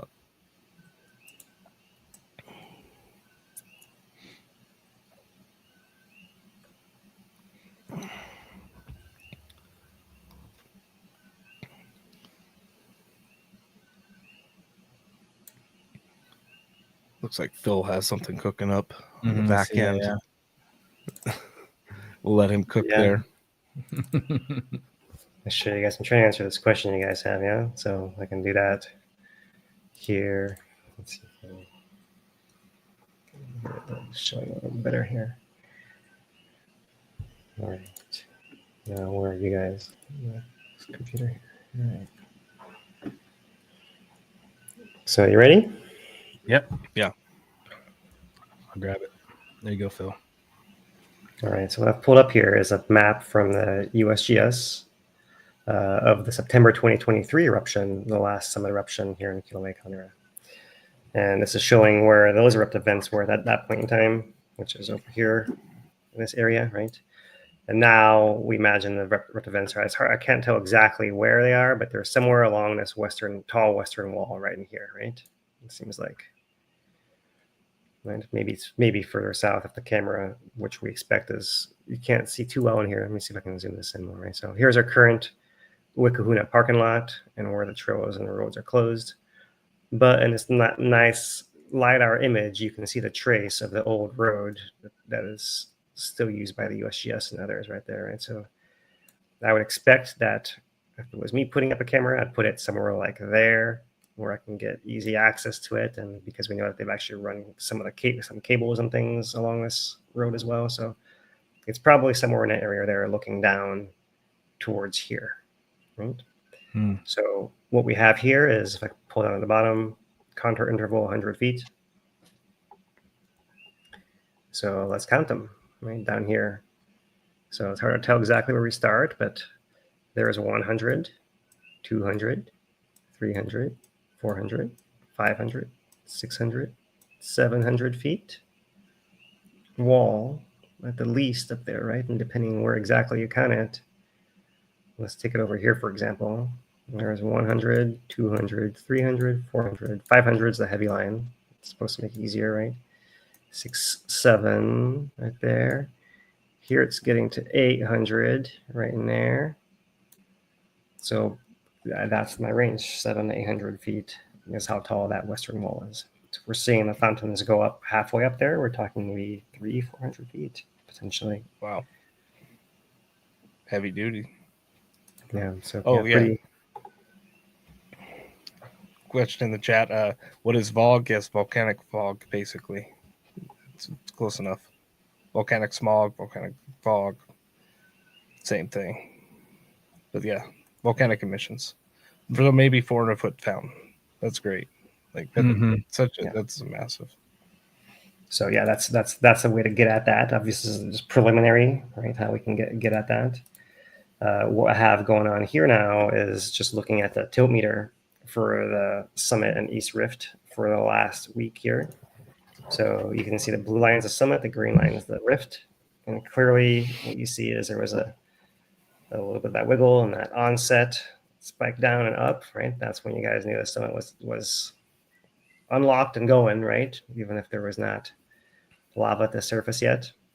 And then the peak of the movement up top here. And then since then, it's been relieving pressure and dropping down, deflating since then, right? So if we saw this still inflating, then you might say, okay, there might be another phase to come because it's still building up pressure and it has to get out more than it is now. What we're seeing with this graph is that it's actually getting out pretty efficiently, where it's coming crashing back down in the usual pattern. Usually what this does is it comes down and then it will curve off in some manner like that, right? And then resume its original trend wherever it was. So that's just showing what the summit's doing. But what I also am trying to show you here is the green line is the rift zone by pool hole. It's absolutely no response whatsoever, no change at all, just perfectly flat green line. So that's the other indication of nothing's affecting the rift zone as well either. And not to go into tons and tons of data, this is probably enough, but like that is worth showing to explain exactly what our sensors are telling us as well, and why we may not be as concerned with change that would affect people more directly as far as flows on the ground. One of the frustrating things with the tilt was when we saw the eruption and we were looking at the webcams, we checked the tilt, wasn't updated yet. So it was just like, well,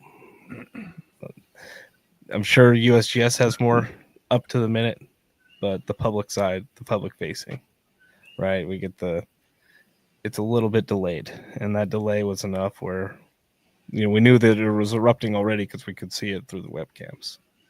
But right. The earthquakes, the seismic really kind of gave that away. At least if you were paying attention to that, you would have seen, as Lou was. Yeah. There used to be at least one. I'm not sure everything got evacuated in 2018, and I'm sure it's not the same anymore, right? And There was both in the Jagger Museum and over in the lobby of the USGS-HVO. The actual tilt, you can see the thing like just moving at a millimeter a second, and you'd see the actual needle with the ink on it, like actually wiggling, and so you'd sit there and watch it. Like, is it going more left? Is it going more right? So yeah, you get it absolutely in real time. Unlike the digital version, we were forced to rely on now, right? So yeah, certainly it's there in the back end website for the USGS folks. Hey, Phil, I've got something for you. So leading up to this eruption, a lot of people always talk about the signature quake that starts it. In this eruption, we saw a bunch of earthquakes coming in at 1.2, 1.3. Everything was pretty much under 1.5 all day today, all day yesterday, and then in the last 2 hours prior to the eruption. So there really wasn't the 3.5 or 4.5 or even 6 to kick off the eruption. Is there any specific reason? People were asking, why wasn't there a signature earthquake? I mean, my thinking might be different on this. I don't really believe in signature earthquakes that start eruptions. I feel like the magma is really the one responsible, right? So the magma may cause an earthquake if the fault lines and all of that configuration is correct. It doesn't have to. It's the magma is really the cause, and it's not the earthquakes. So it's a signature magma push almost, right? Something like that. And in this case, it's pushing through an area that was already all cracked up. Why would it have to crack a giant area? And so you don't need a big earthquake in an area like this. And that's probably why I don't like the idea of signature earthquakes, because it's relies on, you have to have an area that's always going to crack in a similar way, right? And yeah, we've had those, and so there have been eruptions that have what you could call a signature earthquake like that, or an unlocking earthquake, or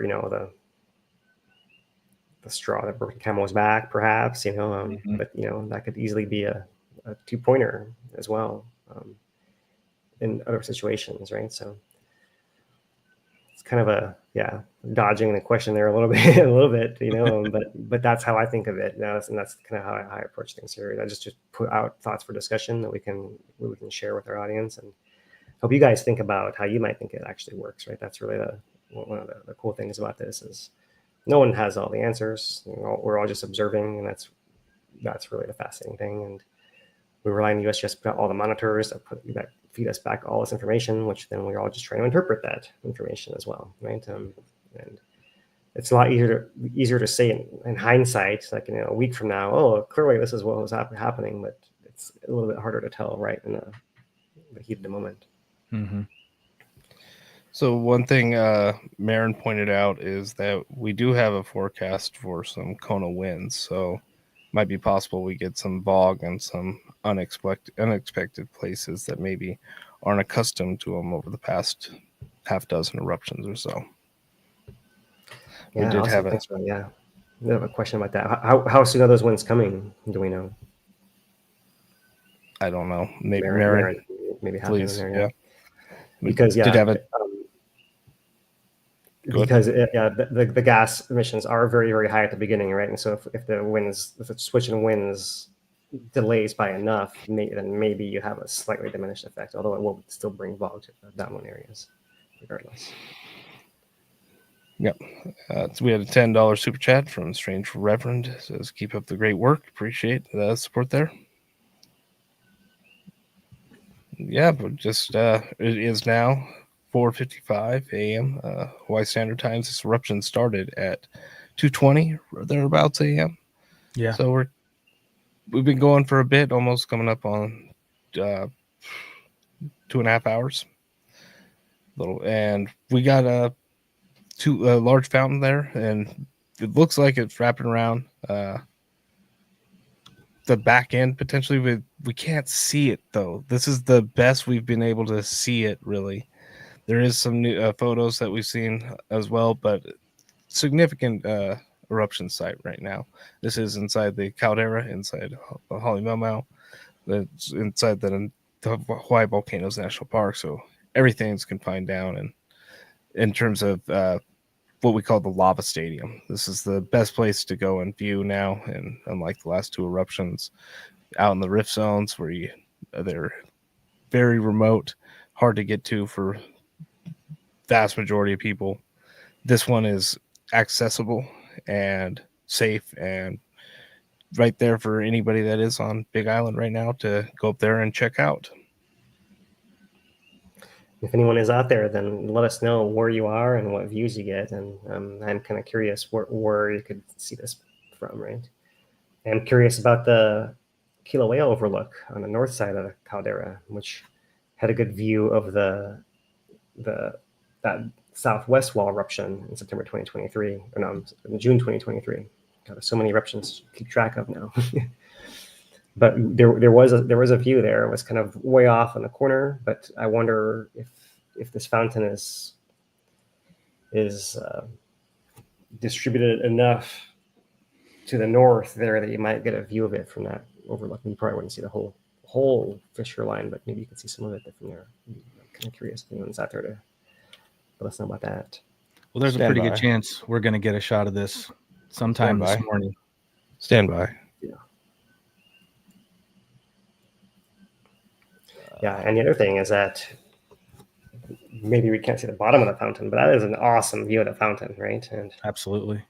I don't know. You probably can write a poem about those two trees. Is it two trees? I see two trunks. And they're almost. We're gonna watch this each other there together. And then the other thing is that this is only the second live stream eruption we've actually had, right? So that's that's the other thing what makes it a really good view.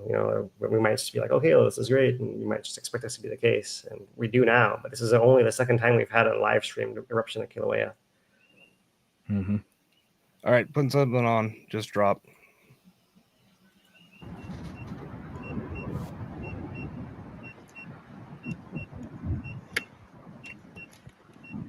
This is Kilauea Overlook, or where are we talking from? Is USGS?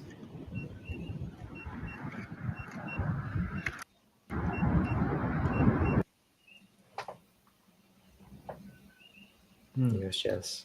Definitely different angle because we don't see our tree there.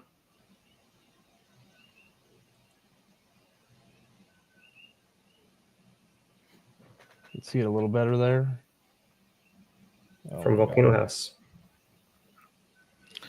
Oh, yeah. Volcano House then. Waldron's Ledge. Here we come. Yeah, and Volcano House just as much. Mm-hmm. Yeah, maybe Waldron's will probably be a little less busy if you can go right to Volcano House.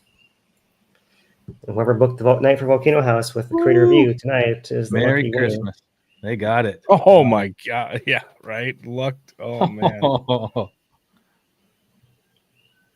So yeah, that is the latest from USGS that they're putting out on Twitter. Go ahead and put it back to the live.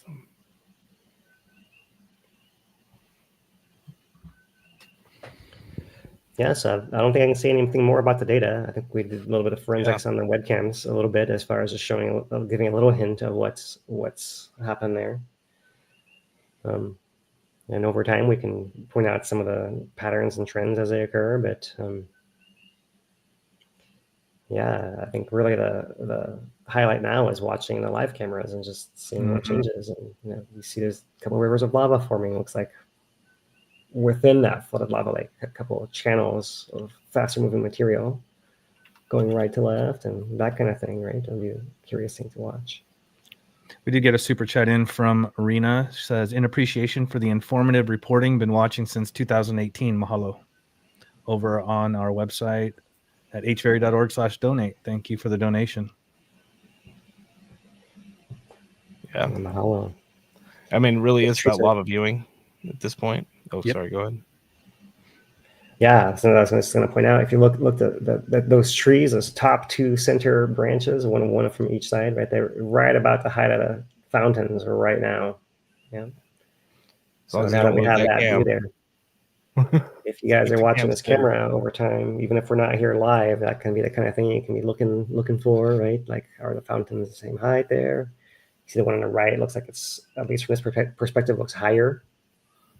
Is that one on the right's going to stay higher? Right, and then at the bottom, you can see that fountain splashing into the lake there. And you see where it's moving faster, the cracks in the crust are closer together. Bluetooth channels and brighter. And closer to the bottom left of the screen there, that area looks to be like a little more stagnant. Does that harden all the way? And do you start forming channels? Do you start forming little ponds? Does it crust over to form lava tubes? Like we saw in some of the previous eruptions where we expect to have a big crust, right? The first outflow of lava sweeps across a whole crater floor usually, and doesn't usually sustain that forever, right? So how does it change from there? Those are interesting things to look at as far as it is. See, Phil's a lot more scientific with it. I was just gonna say that tree's cool. You should put on Charlie Brown Christmas, the soundtrack, and on your second monitor, and just let it go, like, and just watch how it develops over the day. Like, yeah. Hey, we did get some more donations coming in. I want to mention real quick from Noel, $50, says HVerry, thanks for all you do. Thank you so much. We also got one in from Victoria de Mesa that came in, $50. Thank you very much. She's we've got a follow up from Marin. She's pulled up Harry Durgans, who's our resident, the guy we trust the most when it comes to local Puna weather, and he didn't mention any Kona lows impacting us. So she did hear about it somewhere, but we'll see. Maybe by tomorrow in the morning, or just late in a couple hours, maybe we'll know a little more. Yeah, that's good. That's a good indication, right? Because then the gases will be diminishing as well over time. So if it does come and it takes a while to develop, then that'll reduce the impact a little bit too. Although even at reduced levels, it can be quite a lot of gas that comes out, as we all know, right? 2018 was pretty ridiculous. For 3 months, how much gas and lava was coming out. Yeah. So we will see how long this lasts, and my money would be on the shorter end of the spectrum, but we will see. I would be surprised if we get a long eruption, but go up there if you're around and check it out. Be safe up there. It looks like Volcano House has some amazing views and really easy to get there, really accessible. So even if you're just out and about and around the area, probably worth checking out. But be aware. Peak hours are going to be peak hours. Yep.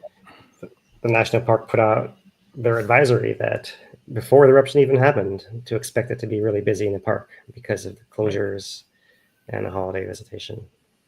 Right. So right now, 5 a.m. might not be the worst, but come that sunrise, probably going to be a decent amount of people up there. And same thing for sunset, which be some spectacular views, though. I will say that.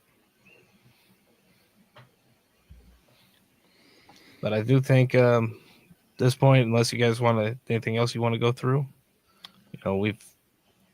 No, but I don't have anything else. Nothing else is updated. Everything is open as far as I know. No extra alerts or anything mentioned on my end.